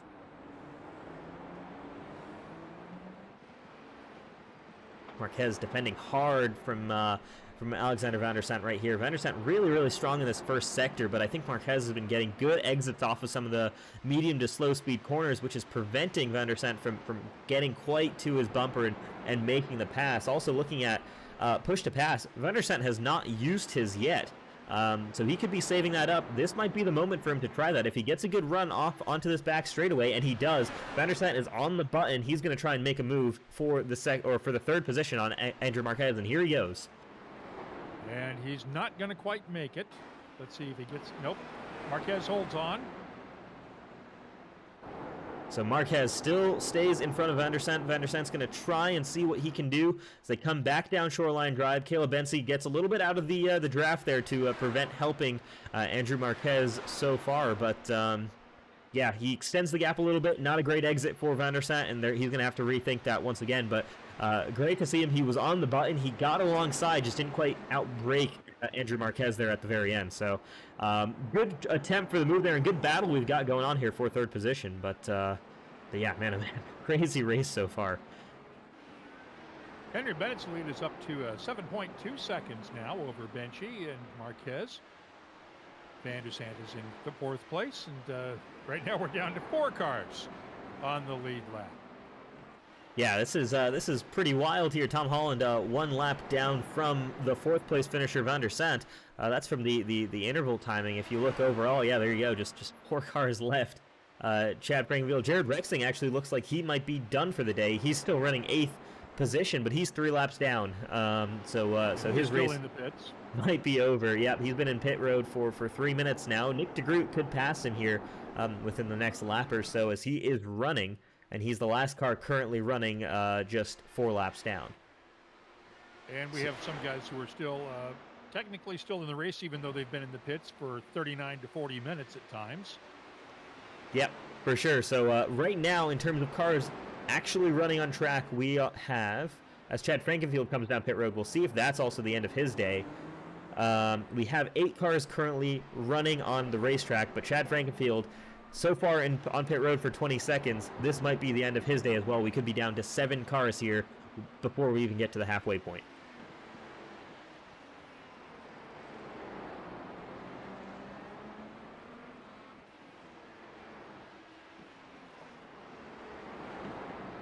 I think many of these drivers might need this this week off almost, just to just to repair all the pixels. Honestly, yeah, just repair their egos as well. I'm sure many hurt egos here tonight from a lot of these drivers who are probably used to running up front in a lot of these races. I mean, so many strong drivers from that first race are no longer in this race. And it's whether it, not necessarily their fault, but could have been someone else got into them for any reason. There could have been other car-to-car contact or something along the lines of that. We've had a lot of cars out of this race here, and there you just kind of see that list scrolling on through. We're at a point almost here where yeah, you're only really looking at that top 4 there, but we do still have 7 cars on track, 7 cars on track, as I think we can pretty much confirm that Chad Frankenfield, as he drops to the 8th position, is out of this race. Let's take a look at Van der Zandt's in-car, that run he's got going on to try to catch up to Marquez.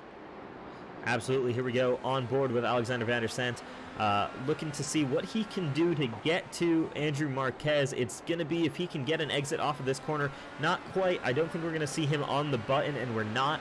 So no move for push to pass there from Van der Sant. He's really just got to focus on the exits, and that's where Andrew Marquez has been really, really strong so far this race, and that's what I've been noticing is that Van der Sant is super, super quick in a lot of the high-speed corners, especially, and the ones where it's pretty high commitment. Well, once you get to these low-speed corners, Marquez is just a little bit smoother at the power application, and that's allowing him to pull away 4, 5, 6 car lengths down the straightaways, which is just too far for Van der Sant to catch up. And this is great defensive driving from Andrew Marquez. He's fast in exactly the right places to prevent Van der Sant from making a realistic overtake, unless he wants to go for one in the corners. As they head around through the fountain curve right now, towards the back half of the track.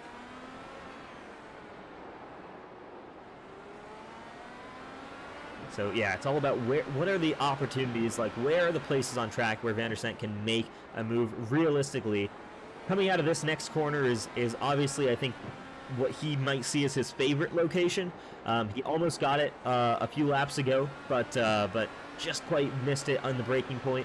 But this straightaway is a great chance. You get on the button when you're close enough to the driver in front. It's long enough where you can get alongside, and if you can get that inside line, it's almost preferable, because even though this next corner drives away from you, you should still have, if you can hold it, you should have the inside line for the hairpin, which is critical.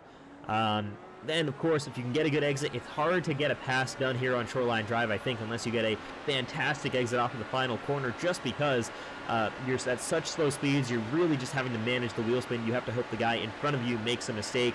You can make a move into turn one, though many would not recommend it. It tightens up so quickly. That outside wall comes so fast at you. You're not making an overtake here around the fountain, and then we're almost back to where we were before.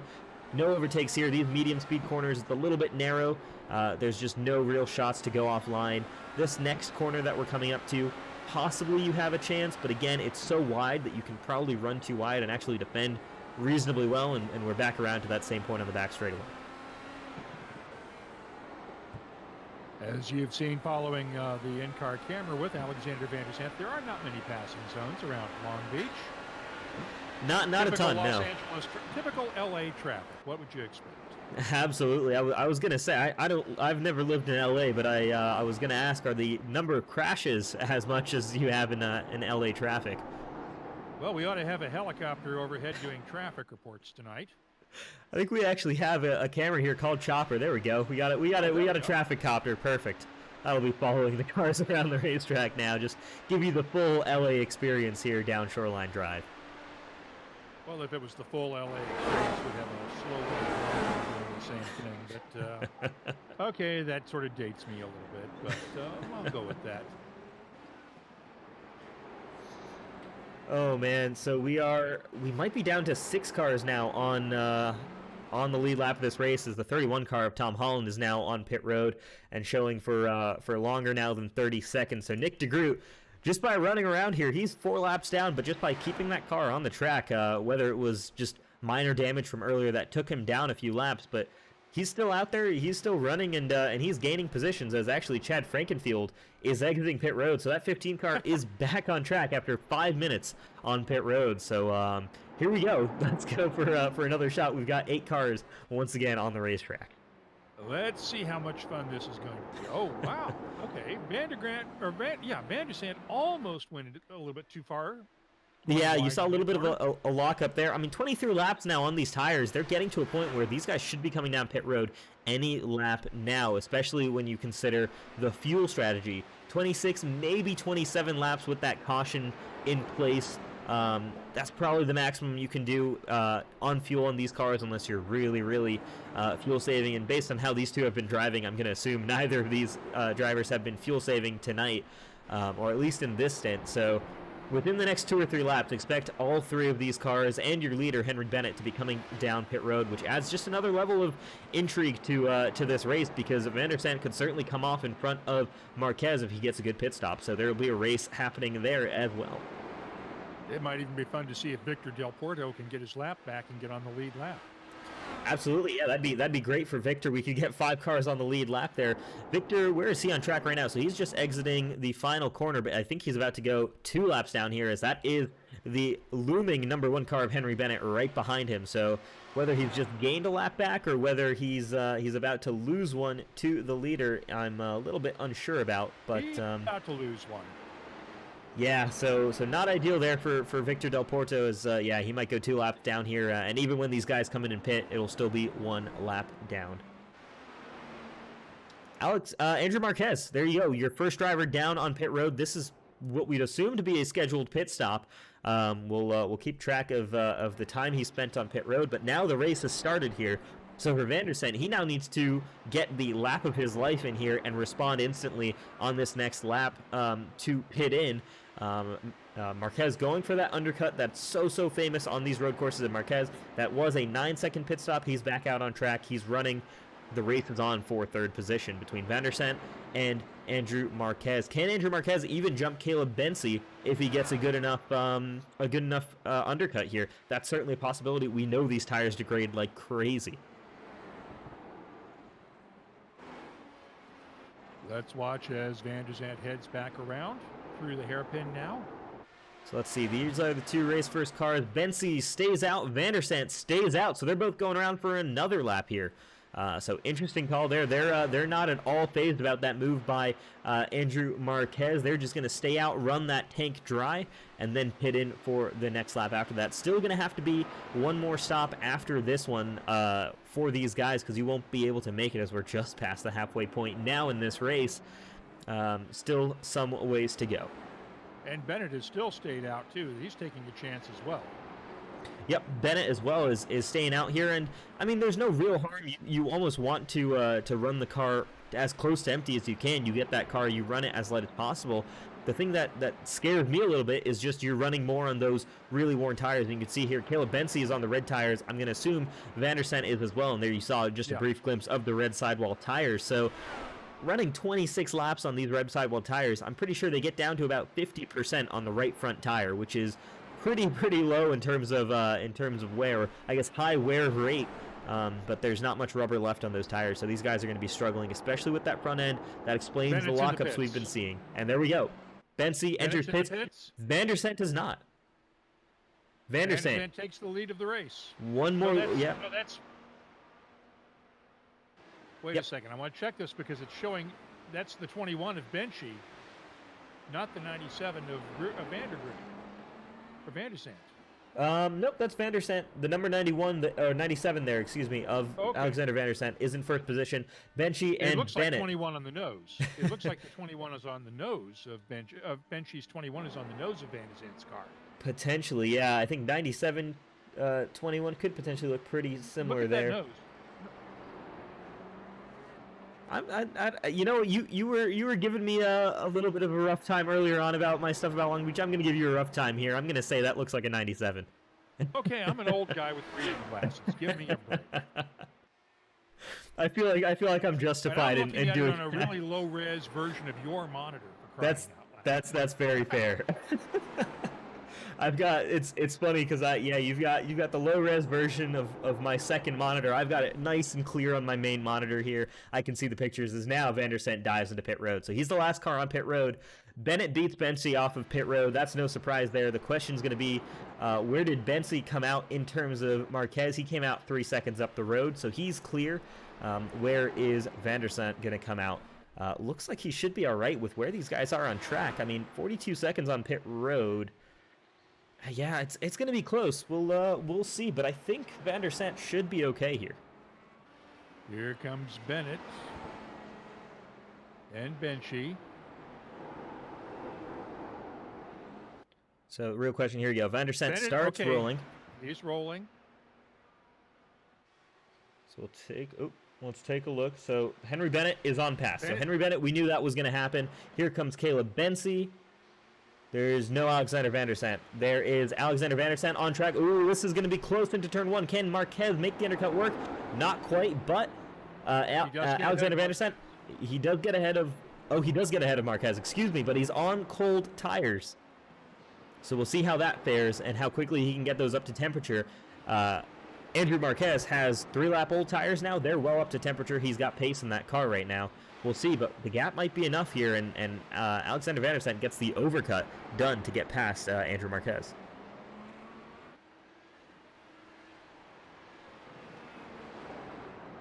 Bennett is up to now a 5.3-second lead over Caleb Benchy.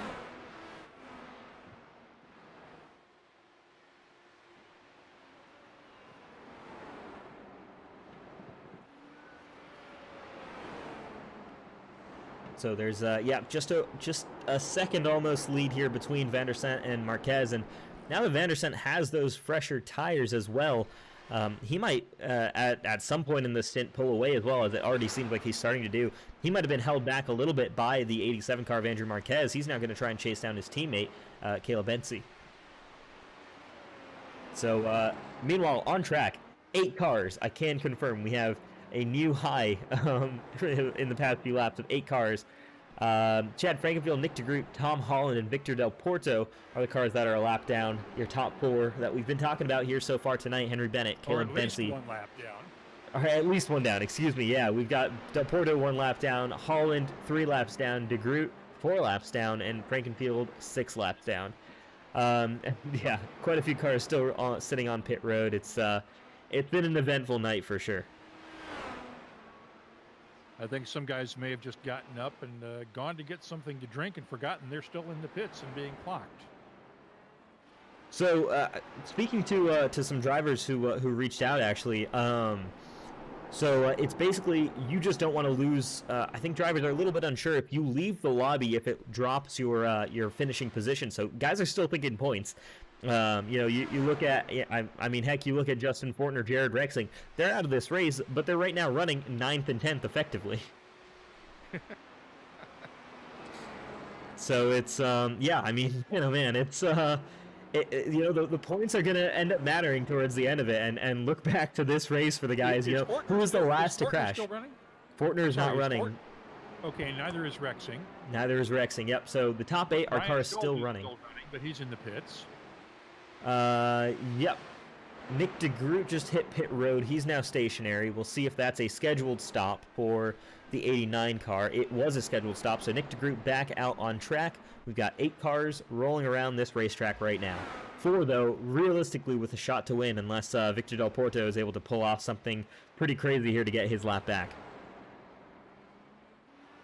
That's going to require a 4-car crash into turn 1, and we're not going to see that because Bennett's too far out in front right now with a 4.5-second lead.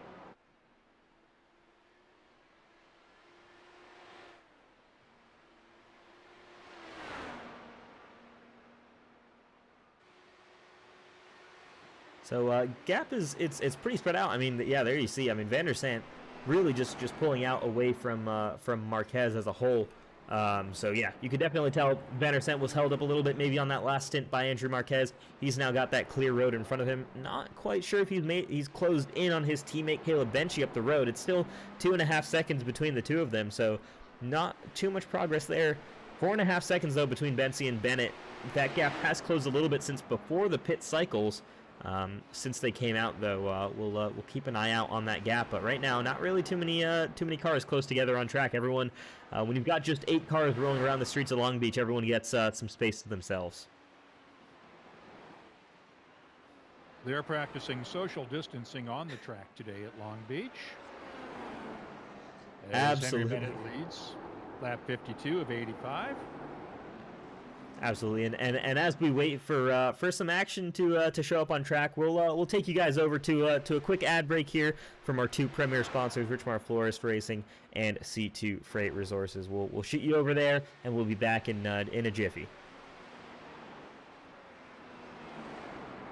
Richmar Florist makes every day a special day, from weddings and large events to that little something for any occasion. Richmar Florist has the perfect floral expression, and they're open online 24/7 at richmarflorist.com. Everywhere, every day. Richmar's 2 retail locations offer a fantastic selection of floral creations, gifts, and home decor. Book your free consultation in our showroom for your special event needs, and visit us online at richmarflorist.com today.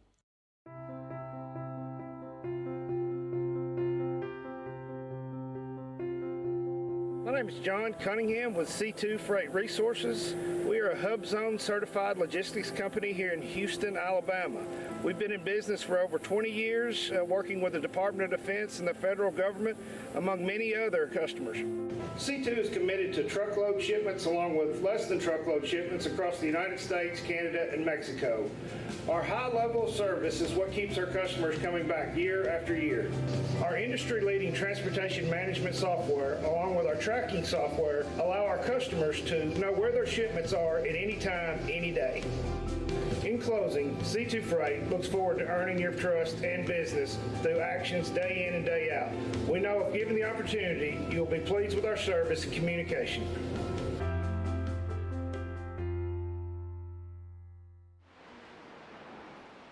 We are back to the virtual streets of Long Beach in the RaceVerse Long Beach Grand Prix, also known as the last car standing event. Just 4 cars on the lead lap right now. I'm Mark Gillespie along with Rish Kozla. Thanks for watching tonight. We do want to thank our sponsor for tonight's race, RaceVerse. If you're looking for someone to help with broadcasting your iRacing event, sports car, open wheel, or one-off event, that's exactly what RaceVerse does. You can visit them at raceverse.com to check out their broadcasts and let them know what you're looking for, and they'll be glad to work with you as well. We want to thank raceverse.com and point out that their 2 sponsored cars are among the 4 still in the running for tonight's race. You can see them right there. Second and third, Caleb Bensie and Alexander Van der Sant. Henry Bennett still your leader, a 4.5-second lead over Bensie and Van der Sant. Andrew Marquez, the only other car in the lead lap right now, running in 4th place. I'm Mark Gillespie along with Rishav Kozla. And it has been an interesting race, hasn't it, Rish? Interesting is a word for it, without a doubt. Yeah, I mean it's been, you know, I've heard of races of attrition in the past here, but this has been absolutely something else. 4 cars really in contention right now for this race. Everybody else has been involved in some incident from the 31 starters that we had here tonight. It's wild. I mean, I don't know 100% what to think right now about what we're seeing, but what I can say is that ad break was perfectly timed, because Van der Sant in that 97 has been pretty quickly actually catching his teammate Caleb Bensie in 2nd place, and we might have a battle on our hands here pretty soon between these 2 RaceVerse cars. Now I'm getting nervous. The only two of the only 4 cars left in this race, if they get too close to each other, we might have 2 cars left by the time this is over. I think the way this race worked is somebody had electromagnets on all the cars. They accidentally set it so that they were all attracted to each other. They all crashed out, and now they've got them all repelling each other. So that seems to be the way this race has been going. Nah, they're all channeling their inner Paul Tracy tonight and chrome horned it all over the place. Oh boy, it's been something else. I mean, yeah, just it's rough for a lot of drivers who got caught up in incidents that weren't necessarily their fault, and it's a tricky track, man. It's you know, we're seeing, you know, we should be stating as much as possible just how impressive the drives are from Henry Bennett, Caleb Bensie, Alexander Van der Sant, and Andrew Marquez. I mean, these guys have been super impressive, not really putting a toe wrong. Sure, you'll see a lockup here and there, but that's nothing compared to what the rest of the field was doing. And in a normal race, if you see 3 or 4 cars crash out, you're like, okay, that you'd expect to see that. But when you see this much of the field crash out, that means this is a very difficult car to drive. It's a very difficult track to drive.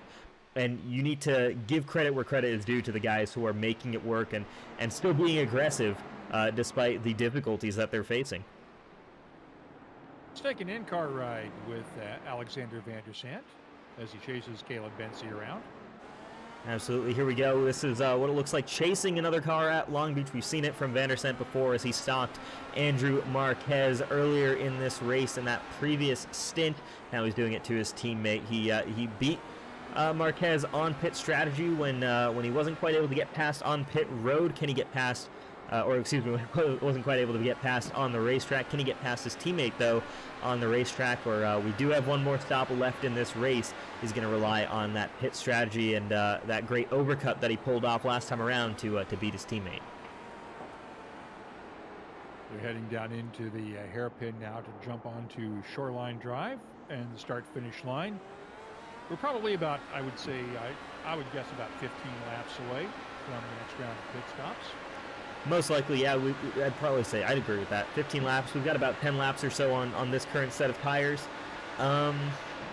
Yeah, that's pretty fair. I think guys might try to split it up a little bit more evenly. We'll see. The yellow definitely threw a little bit of a wrench in the works for strategy. I know that because you can never really plan for a yellow flag lap, and so you're then having to redo a lot of the calculations in your head. And big kudos to a lot of these drivers out here, because I know a lot of them, you're doing it on your own. You're running calculations in your head, trying to figure out how much fuel you actually need to take to make it to the finish. What lap you should be putting for tires that's the most optimal. You're doing a lot of stuff that you normally have a crew chief and a strategist helping you out with on the pit box if you were a real racing driver. With a budget. With a budget, exactly, yeah. In this case, you've usually got a significant other and a dog both on you going, is this over yet? There's man, 4 cars left. How much longer are you going to do this tonight? Exactly. It's been interesting for sure, and yeah, you're running forward. You can park it and still be pretty comfortable finishing well inside the top 10. So yeah, definitely a low effort race for these top 4 if they really want it to be. Though I'm sure, you've still got the guys like Del Porto, Tom Holland, Nick DeGroot, and Chad Frankenfield. They're still lapping around in the hopes that somebody in front of them does have a mistake or have something go wrong, and they can pick up 1 or 2 extra points. That can make all the difference. We've seen it before. I know in the Road to Indy Series, man, I think that came down to 1 point was the difference between Marshall Stanley and Chad Frankenfield at the end of it. So it can be so close between drivers for a championship, and I wouldn't be surprised if we see that again. Look back to Long Beach if we go into the final race of this season talking about just how tight the points are, because this could be where it's made or lost. Wondering if the new damage mode and the damage software that iRacing put in is made some of the difference tonight, because a lot of these guys might have been used to having their cars take a lot more contact than this new system allows for them to do. Yeah, I think that's definitely a pretty valid thought process. I'm not quite sure how it affects. I mean, from what we've seen on the camera, right, the hits have looked pretty explosive on the cars. You touch a wall and it looks like your entire, whatever corner of the car touch, it just explodes. I don't know how that actually translates into the driving physics of these cars. I haven't driven the IndyCar in iRacing in a long time here, but yeah, I mean the old ones used to be able to hold up a little bit stronger to some hits, though I can say if you knocked that toe out of line, there was no coming back from that. And I remember there were so many times in races where, when you run in a stock car and you're involved in an incident, you bring it down pit road, as long as that engine is still running, that car can still turn laps. These Indy cars are quite a bit more intricate machinery, and it's just, if something small goes wrong in it, it could be the end of your day so much more easily. So it's a combination of that. I think the cars in general are just a little bit more fragile. I think the damage model has probably played a little bit of a factor there, though I don't think cars can run over debris and get damage. I don't think that all has come into effect quite yet in iRacing. So it's just the fact that guys are coming into the wall. I think it's just the new track. You're dealing with a pretty loose rear end, a very loose rear end, and just some guys not quite able to hold on, especially when those tires get old. I wonder if any of the drivers that are out of the race are still around in the chat rooms, and we could pull somebody in and talk to them about it. Yeah, let's take a look. Unfortunately, I didn't hear from too many others. Why don't you do that, and I'll talk about our sponsors, our pals at C2 Freight. If you need to move stuff from one place to another, and you need to move a lot of stuff, these are the guys that can help. C2 Freight Resources. They offer electronic data interchange services that let shippers keep close electronic tabs on their stuff throughout the freight movement process. For more information about EDI services, or to discuss your needs for other specialized services, contact C2 Freight Resources. If you need to move your stuff from one part of the world to the other, they can help. C2 Freight Resources, we want to thank them for being one of our premier sponsors on the Elite Racing League IndyCar Racing Series this year. I think, is Ryan in the room? I'm going to grab him in here real quick. So we're going to have Ryan Gavel here, our outside pole sitter for the race here tonight. Ryan, man, unfortunate that the race ended early for you, but I mean, just talk to us if you can about just some of the difficulties a lot of these guys are facing out here on the racetrack. Just 4 guys realistically left in this race. Oh. Ryan, you got a copy? We might not have Ryan quite yet with us. We'll see if we can call up on him a little bit later here. We'll try that again pretty realistically soon. We'll see if we can grab anybody else into the race chat.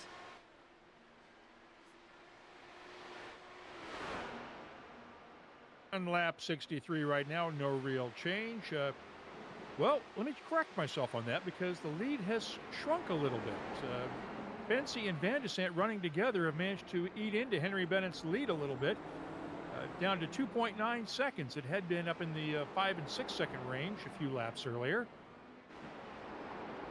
That's interesting absolutely. to watch, and we should be watching to see if something's going on with Henry Bennett's car or if he's just taking it easy and coasting.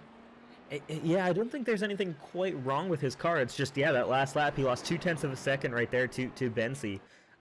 Maybe not necessarily running slowly, but just, running more casually, not pushing as hard as maybe the other two are. And I mean, they can see that number 1 car now, and he's very clearly in their crosshairs, and they're going to try and do whatever they can here to try and pass. These RaceVerse cars working well together. I'm not quite sure how much you can assist each other on a road course like this, but yeah, they are certainly closing in on that 1 car. That gap from 3 seconds down to 2.6 now. Well, the arrow should help a little bit with at least some drafting coming down Shoreline Drive if you play your cards right there. Yeah, in theory it really should, though. Yeah, I mean we'll see. Plus, they're motivated by going after each other. They're motivated by going after each other. They're racing each other hard, but that's forcing each other to push just a little bit harder. And I think especially once you start being able to see that car in front, you speed up a little bit. It's just a mental thing, really. Once the car is out of the picture, you don't have anyone to chase anymore. You don't have anyone to really compare yourself. If you're on your own, you really drop your pace pretty quickly. And I fully expect once these guys get close enough to Henry Bennett, we might see him pick up that pace once again, because when there's cars around you, you have another marker to base yourself off of in terms of how fast you're actually going. When you're on your own, your survival instincts start kicking in. You're like, do I really need to be going this fast around this corner? Not really. There's nobody else around me. There's nobody threatening me for a position, so I can avoid risks when I can. And that obviously slows down your lap time. It's down to 2.4 seconds. Absolutely. So 0.2 again taken off there, 0.3 almost taken off of Henry Bennett on that last lap. The 21 and 97 cars are coming for that number 1 of Henry Bennett, your reigning champion here in the Mega Driver Elite Racing Series. And they are pretty much all within each other in terms of the same amount of time on these tires, about 16 to 17 laps each. Van der Sant has 1 lap less. Ooh, as Van der Sant spins it around. Ooh, man, oh man, but he kept it off the wall. He did keep it off the wall. That's going to flat spot his tires a little bit, but he's got a huge gap, of course, back to Andrew Marquez now. So seems like everything's okay for him. It's just going to be the question of how are those tires right now, and you're within that pitting window, so it could be an undercut strategy here for Van der Sant. Get off those tires now and race whatever you've got to the end. Let's take a look at the replay. We'll see what happened. It might have just been getting loose off that corner. We've talked so many times. There's so many corners on this racetrack, and we've seen this one in particular does just get cars loose on the exit. So here we go. This is what it looked like for Alexander Van der Sant. And yeah, just again, you go over that crest a little bit, you spin it around, but he's quickly back up to speed. So no harm there. Really, just lost some time there to his teammate Caleb Bensi. And I think Andrew Marquez is now about 7 seconds back of Van der Sant, now in 4th place. Yeah, so Marquez just, I think he's been cruising a little bit right now as well. So not quite up to the same pace that Van der Sant and Bensi were able to pull to close in on Bennett. But he's still pulling on for a very solid result here for P4. Henry Bennett, meanwhile, 1.6 seconds is the gap now between Henry Bennett and Caleb Benzie. Benzie, that 21 car is coming fast. Now, did Van der Sant pit? Van der Sant did not pit. Oh, no, he did. Excuse me. He's showing me for 3. He's got one more stop than the other 2. Yep, he's showing 3 stops. No, but he's been on these tires for 17 laps here, according to timing scoring. So he might have pitted under that first caution or grabbed an extra stop at some other point. So no pit stop there for Van der Sant. He stays out as well. So right now he's on the same strategy as everyone else around him, as Del Porto is the latest person to pit from 3 laps down. Okay, just checking, because if he flat spotted those tires, it's going to become obvious really quickly. Absolutely, it will be. But I mean, the battle I'm curious about, and we'll keep an eye on Van der Sant. He's 6 seconds back from this, but I mean, here we go. The battle is certainly on between Bennett and Benzie. Benzie has 9 push-to-pass attempts left. Henry Bennett only has 7. Obviously, that's both of them have quite a few left at their disposal, but that 2 extra means that that Benzie now has 2 effective chances to get to the back of Bennett, where Bennett doesn't have the same power to defend with. They are both on the red tires too, as well. Just to point that out. Yeah, that may become an issue here in the next couple of laps because they both got 19 laps on those tires. Yeah, so I mean the tires are probably worn like crazy, but what I'm curious about is, have they run the black tires? Unfortunately, we don't have something in timing and scoring that lets us know that that's something that's being manually looked at, but by the race stewards. But I'm curious, are they going to be finishing this race on the black tires? Because that could very much change the complexion of this race. Those tires drive very differently to the reds.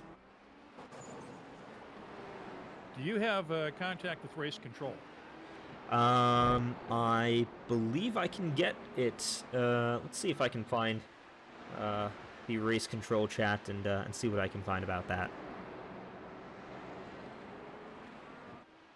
Once again, Henry Bennett is your leader. We are on lap 68 right now as they head down the back end of the track, with about a 0.7 of a second lead now over Caleb Benzie.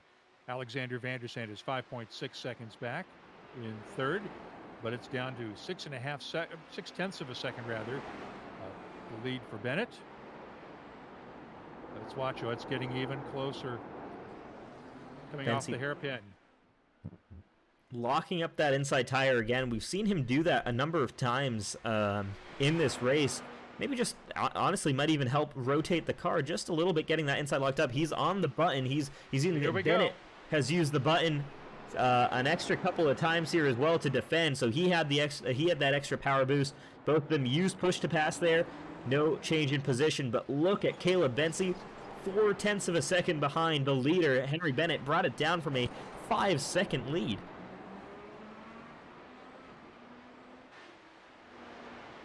Henry Bennett has his mirrors full of Caleb Benzie right now in that 21 RaceVerse car. He's going to look to the inside. That's going to be that's an aggressive move, and it is. There you go, Benzie. It almost looked like Bennett just kind of let him go. He said, "I'm not going to bother with fighting right now." So an interesting call there. Maybe Bennett is feeling like he would rather be the chaser right now than the chased. Right, he can put the pressure on, and then they still have to make one more pit stop. Exactly. So it doesn't make sense to try to fight him right now. Yeah, we'll see when these guys decide to pit and how that changes between the two. They're both staying out this time by only 21 laps completed on this set of tires here, but we're coming up to, you know what? I might actually suspect this final stint will be run on the blacks, because I know drivers don't want to be on those tires for very long. So potentially we could see these guys going as long as they possibly can on these reds before having to just kind of duke it out on those black tires, just do as few laps as possible on the black tires, and that might be the race that we're looking at. So once again, let's see what happens on this next pit stop, because I think that's when the next big shakeup will occur.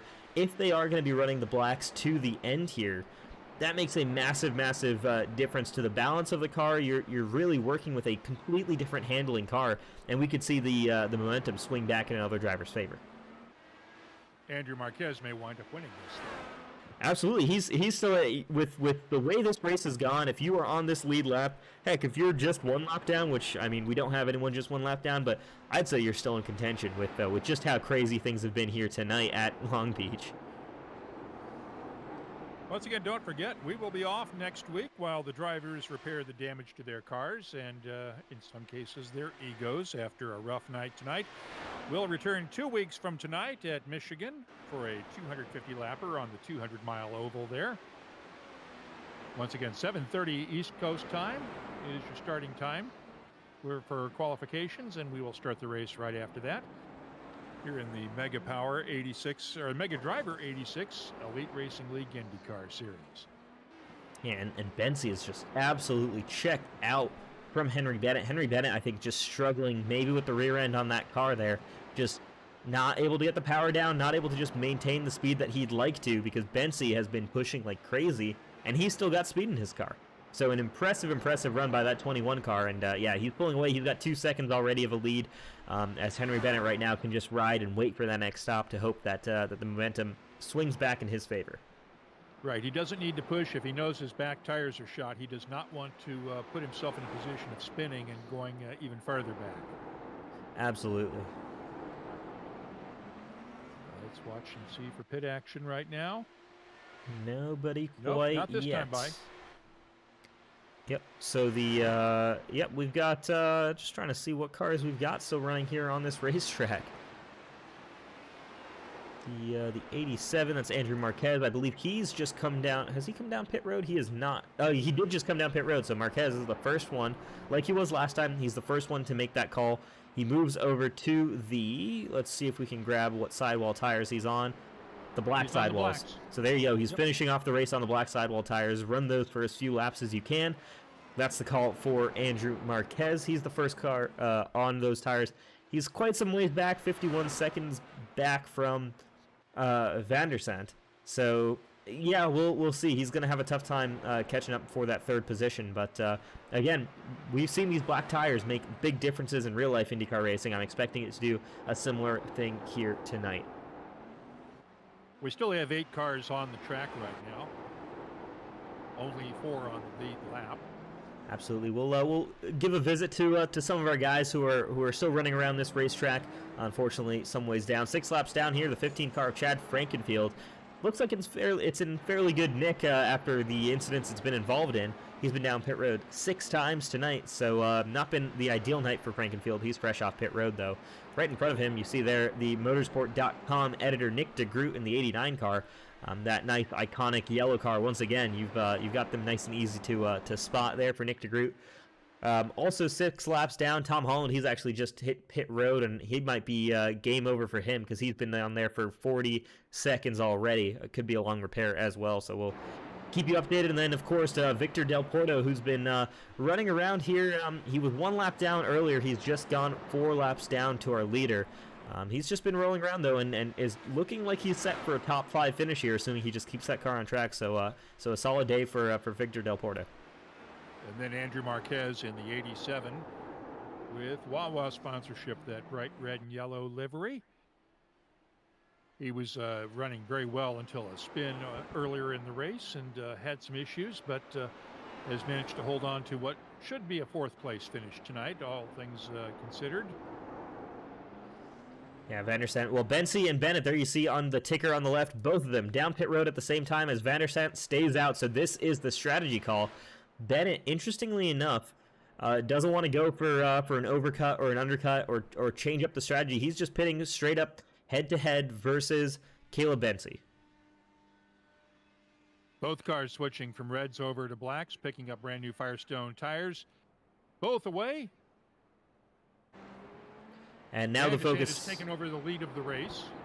Yep, the focus switches here to Van der Sant. Ooh, as he very nearly avoids a slow-running car there. Who was that? That was the 31 of Tom Holland there, who's just fresh off of pit road. He's very slowly rolling around here. Seems to have big damage on that 31 car or something. He's not at all up to speed, so almost ended Van der Sant's day there with where he was sitting on track and how close that looked from our camera angle. But let's see, Van der Sant, 25 laps done on these tires, on this fuel set.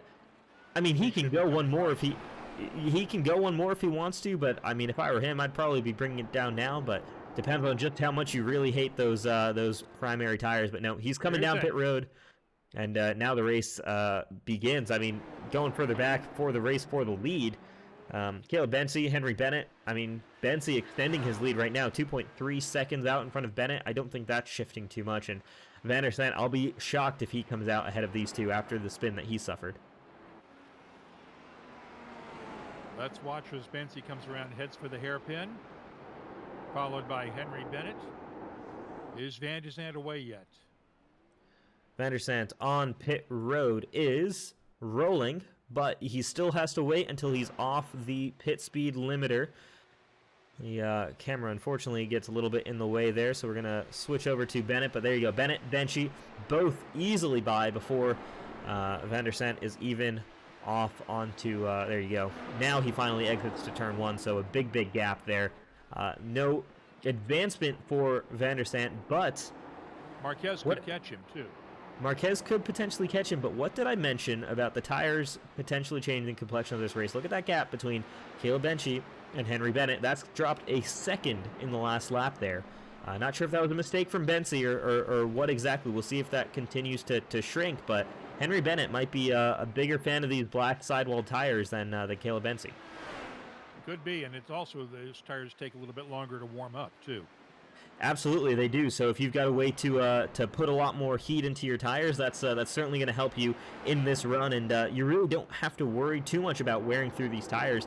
They will last they'll probably go about 30 laps before they're anywhere near the wear rate of the Reds after 20 laps. Coming down to complete lap 75, we have 10 laps left to go here on the streets of Long Beach. Caleb Bensi heads down into turn one, leading by 1.3 seconds over Henry Bennett. Oh, we've got a car going very slowly. I don't know if he was, is that Tom Holland?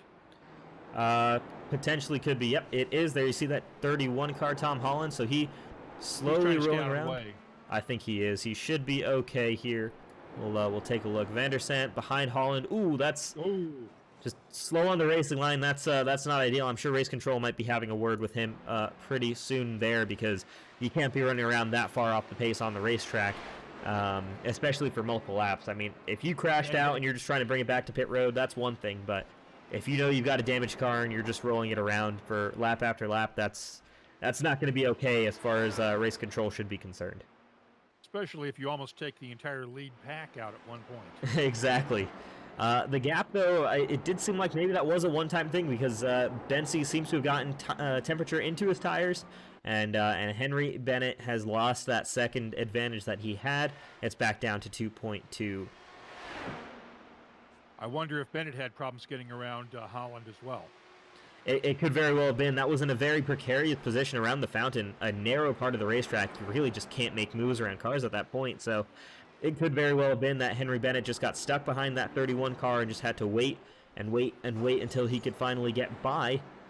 But now he's closing in a little bit, slowly but surely. It's, yeah, I don't know. I did just hear, though, from Ryan Gavel that he should be available to talk to us this time by. So let's see if we can grab him in. Let's bring him in.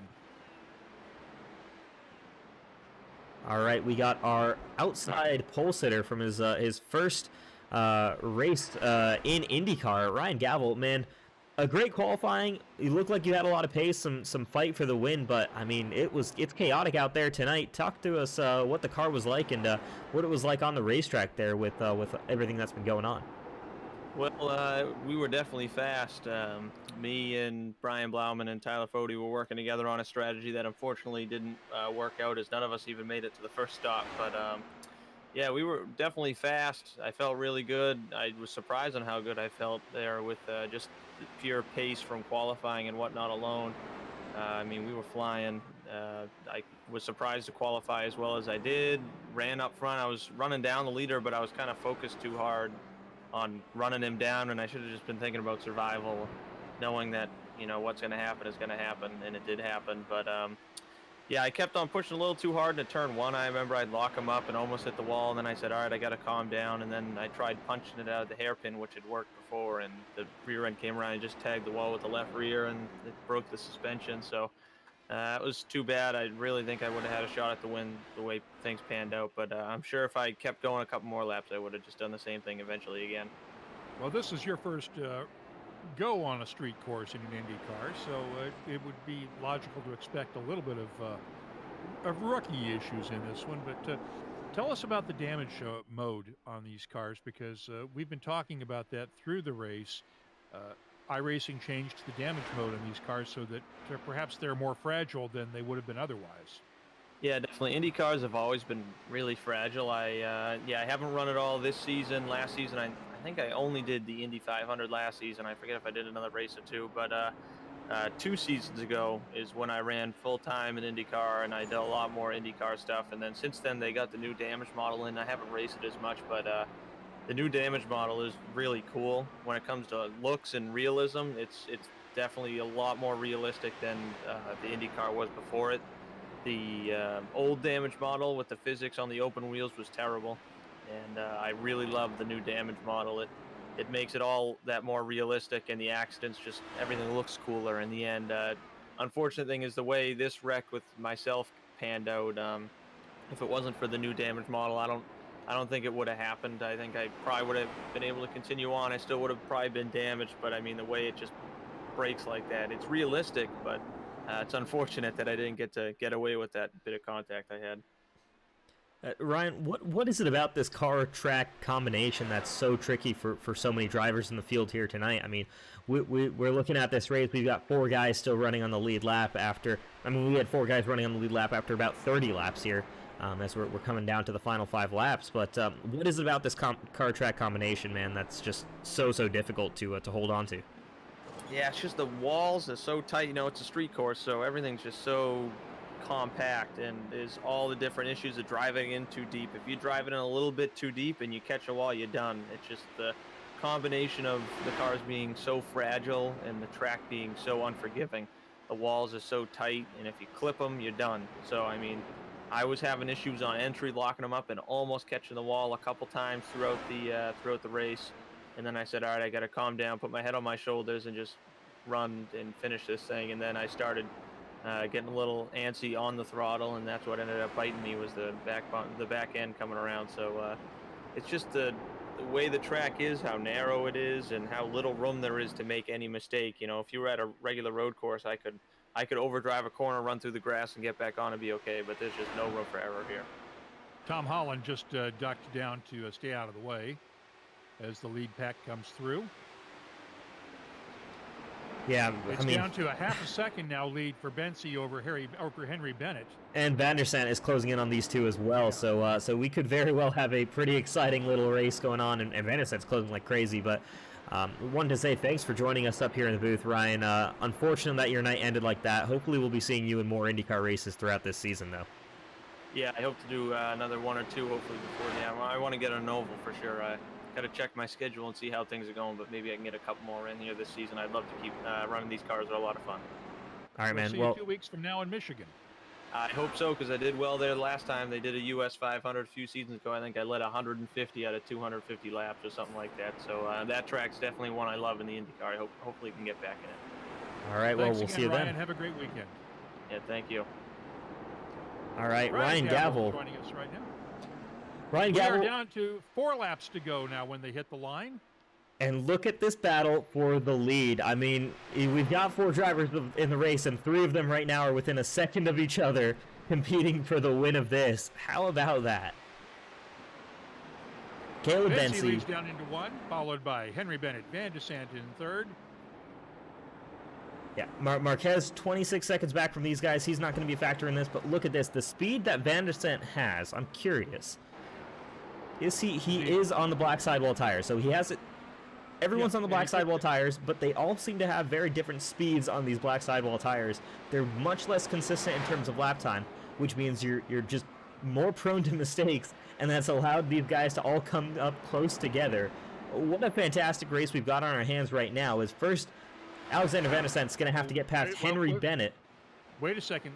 Just looked up ahead. The lead pack is starting to get really close to Marquez. And we just had a crossover here now. Van der Sant moves into 2nd. Yep, Van der Sant up to 2nd, and we've got a RaceVerse 1-2. So for the RaceVerse Long Beach Grand Prix, how about that? What can Van der Sant do, though, to chase down his teammate Caleb Bensi? Van der Sant right now on these black sidewall tires is flying. And that's Nick DeGroot pulling over out of the way. Nick DeGroot, unfortunately, 6 laps down. He's been doing a good job of just rolling and staying out of the guys' ways up front right now. 7 cars on track. The one they've had a little bit of trouble there with is the 31 car of Tom Holland, but don't think they should be seeing that car anymore tonight with 3 laps to go. But man, oh man, look at this. What can Van der Sant do about Caleb Bensie, his teammate? And it looks like Frankenfield is back in the pits again. He's been in there for several minutes now, so he may be out for the rest of the night.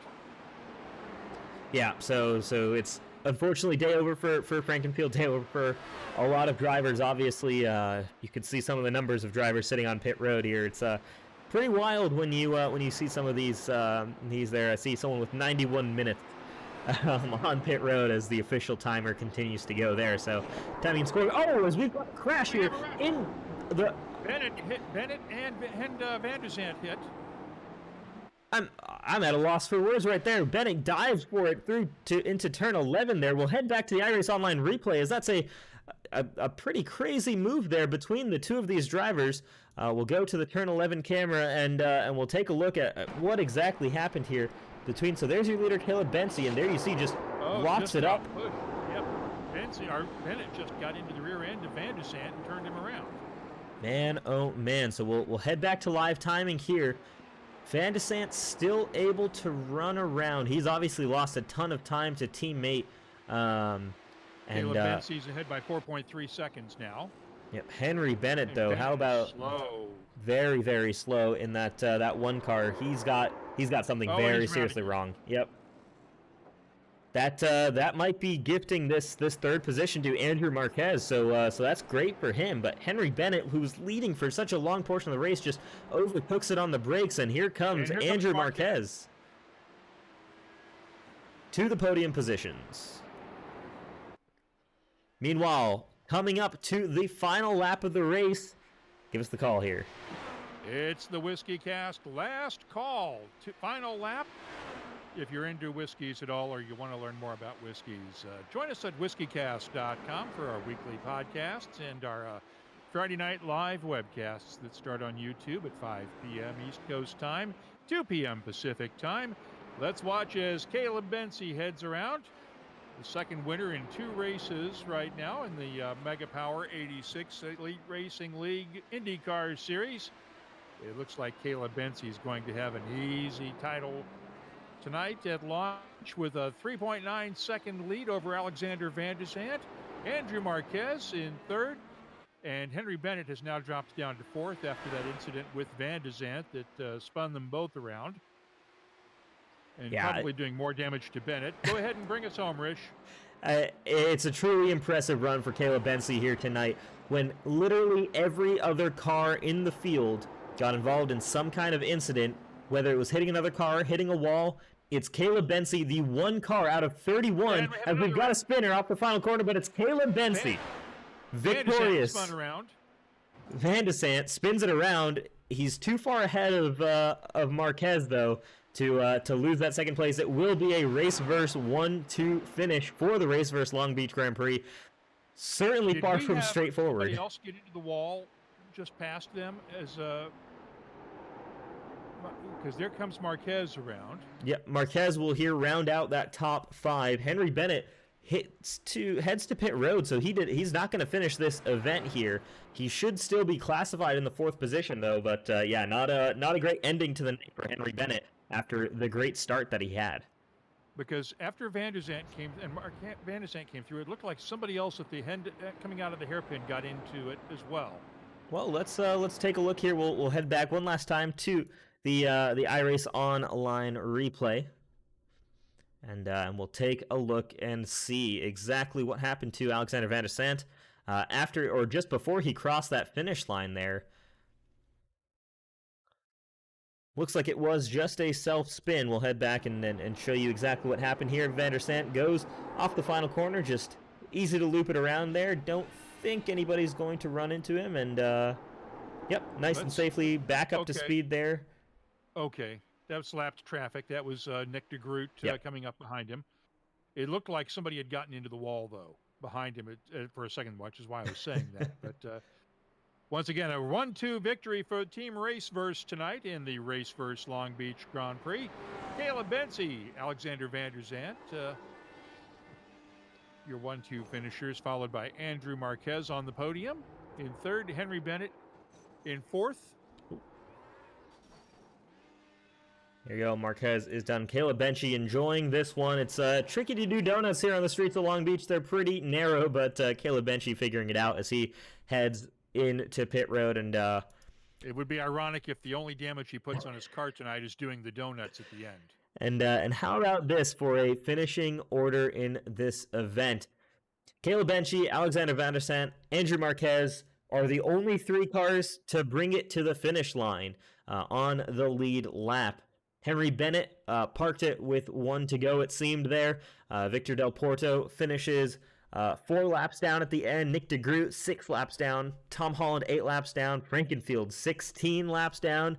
Rexing, 48 laps down. And the numbers just keep getting higher and higher. The top 10, the 10th place driver was 50 laps down from the leaders at the end of this race, from an 85 lap race. So we're talking lap 35. We had just 9 cars left in this race by lap 35. It was a crazy one, certainly, but we should bring in our race winner, because while everybody else seemed to be just continuously attracted to the walls here, one man was not, and that was Caleb Benzie, who brought it home for the victory. Caleb, man, congratulations on that victory, but what a crazy race. Yeah, for real. It's just a tricky track. I mean, especially when you got so many guys out there too. Doesn't take much to make a mistake, get in the wall, and I mean ruin yours and other people's day. But thankfully, was able to stay out of those messes and be able to put it together at the end. That was incredibly intense. Caleb, how hard was it to keep your car off the wall and keep out of trouble, given that everybody else was finding it around you? How hard was it on the track tonight? It was especially hard later in the runs, because I mean you start to wear out the rears a bit and stuff. But yeah, it was just, I mean, there's a few bad bumps. I mean, you don't even have to really do anything wrong. You hit a bump wrong and it could send you right in the wall. Like, you just got to try to figure out where those are and avoid them. And yeah, I felt pretty confident until I was on the blacks there at the end. I came out okay, and then I had a big slide, and I don't think I could really get the temperatures down after that, because the rears were just sliding all over the place. But yeah, it's definitely tricky. You just got to have patience and try to be there at the end. And thankfully that worked out for me. How nervous were you getting down to those last couple of laps until the incident between Henry Bennett and your teammate Alexander Van der Zandt coming through the hairpin? Yeah, so like I said, I was struggling on the blacks there, but I think I had enough pace and I had a lot of push to passes still saved because I didn't really use them up. So I felt pretty confident, but at the same time, it was very, very stressful, because I mean, you make one little mistake, your race could be over. I mean, you can fall back. It was just very on edge and stuff. So yeah, glad to just keep it on the track and keep up a decent pace there, especially on the blacks. Enough. Bring your teammate in. Yeah, there you get go. his view on this, Alexander Van der Zandt. Tell us about that incident in the hairpin at the end. Yeah, I mean, I did the same thing to Chad near the start of the race, Chad Frankenfield. It's frustrating, but it's just one of those things. You know, we were racing hard. Henry said I slowed down more than expected. I don't know if I did or not, but yeah, I feel worse about backing up into him then. But oh well. It's a racing thing. Yeah, it is. I mean, other than that, I'm really happy with my drive. And for the team, you know, congrats to Caleb for getting the win. RaceVerse 1-2 in our sponsored race. I was just gonna ask about that actually. Yeah, that's pretty crazy. And you know, we'll see what people think about that of the 3 cars that made it to the finish in the RaceVerse Grand Prix. It was 2 RaceVerse cars there, finishing 1-2 as well. But I mean, great drive by both of you guys. While we have you here, I mean, I'm putting you on the spot a little bit, Mark, but we did talk about it earlier in the race. We said the car that came across the line with no chips on the paint would be the race winner and would be the car with the best paint of the race. But you guys both have the same livery. I'm down to give it to both of you guys. That RaceVerse livery looks great on track, especially when it's not all mangled up in the wall. That definitely helps. I guess we have to give them both the KNP paint job of the race. Although I want to give it to Caleb only because he didn't have any damage on his car. Alex, you did get dinged up just a little bit. Just a bit. That last little dive there from third place Henry or fourth place finisher Henry Bennett. Yeah, that was interesting for sure in that final corner. I mean, talk us through just what you were thinking then when that happened. I mean, that must have been a little bit of a scary moment for you getting turned in that in turn 11 there. Yeah, I mean, I wasn't expecting it. You never do. I was mostly focused on Caleb and seeing if I could, make a challenge on the last 2 laps. But I just didn't see Henry coming up behind me. I don't blame him at all. Like it was, it, just a mistake. I made that mistake too, and 29 other cars made the made some kind of mistake. So it happens, but I'm happy with the second. He got fourth out of it. Yeah. Tell us about the decision to hold off on switching to the Firestone black tires until the last stop. That was a mistake on my part. I meant to take blacks on the second to last stop, just do like 8 laps and then go, or I guess it would have been 10 laps, and then just go long on reds at the end. But I forgot to switch. Caleb? I wanted to just, I don't know, try to get as far out as I could. I didn't know what Henry was doing. I thought maybe he was on blacks because he was struggling there. And like I said, I pushed it past the save, so I want to see if I could just get past him and see if I can hold that. But it worked out because we were both on red, so we were both stuck on the blacks towards the end. Because I don't know if I would have been able to hold them off. But I mean, it could go either way, and there's pros and cons to either one. But just chose that, and I guess in the end it worked out. It sure did. Congratulations, Caleb and Alexander Van der Sant, our 1 and 2 finishers tonight from Team RaceVerse. And guys, thanks for joining us. Thanks, guys. Yeah, appreciate it. Thanks, obviously, to RaceVerse, Matt Houston, everyone for sponsoring this race and supporting us. It was glad we can get this one too. It's pretty big. It's a good one. Thanks, guys. Have a great time. We'll see you 2 weeks from now at Michigan. See you guys. Thanks. Thank you. Congratulations, both of you.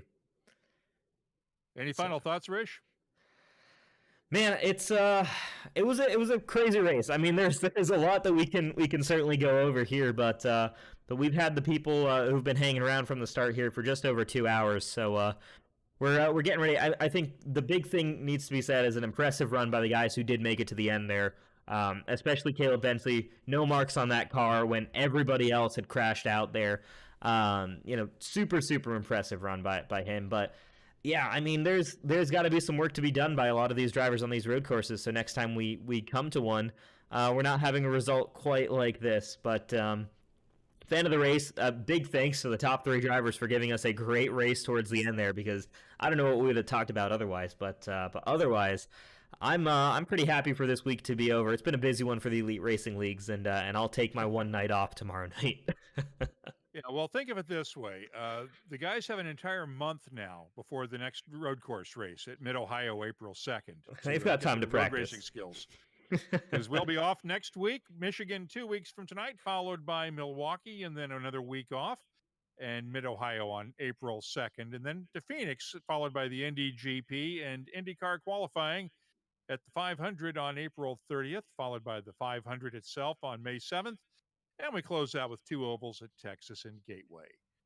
So that'll do it for tonight in the Mega Driver 86 Elite Racing League IndyCar Series, the RaceVerse.com. Long Beach Grand Prix, last car standing event, whatever you want to call it. Caleb Bentley is your winner tonight.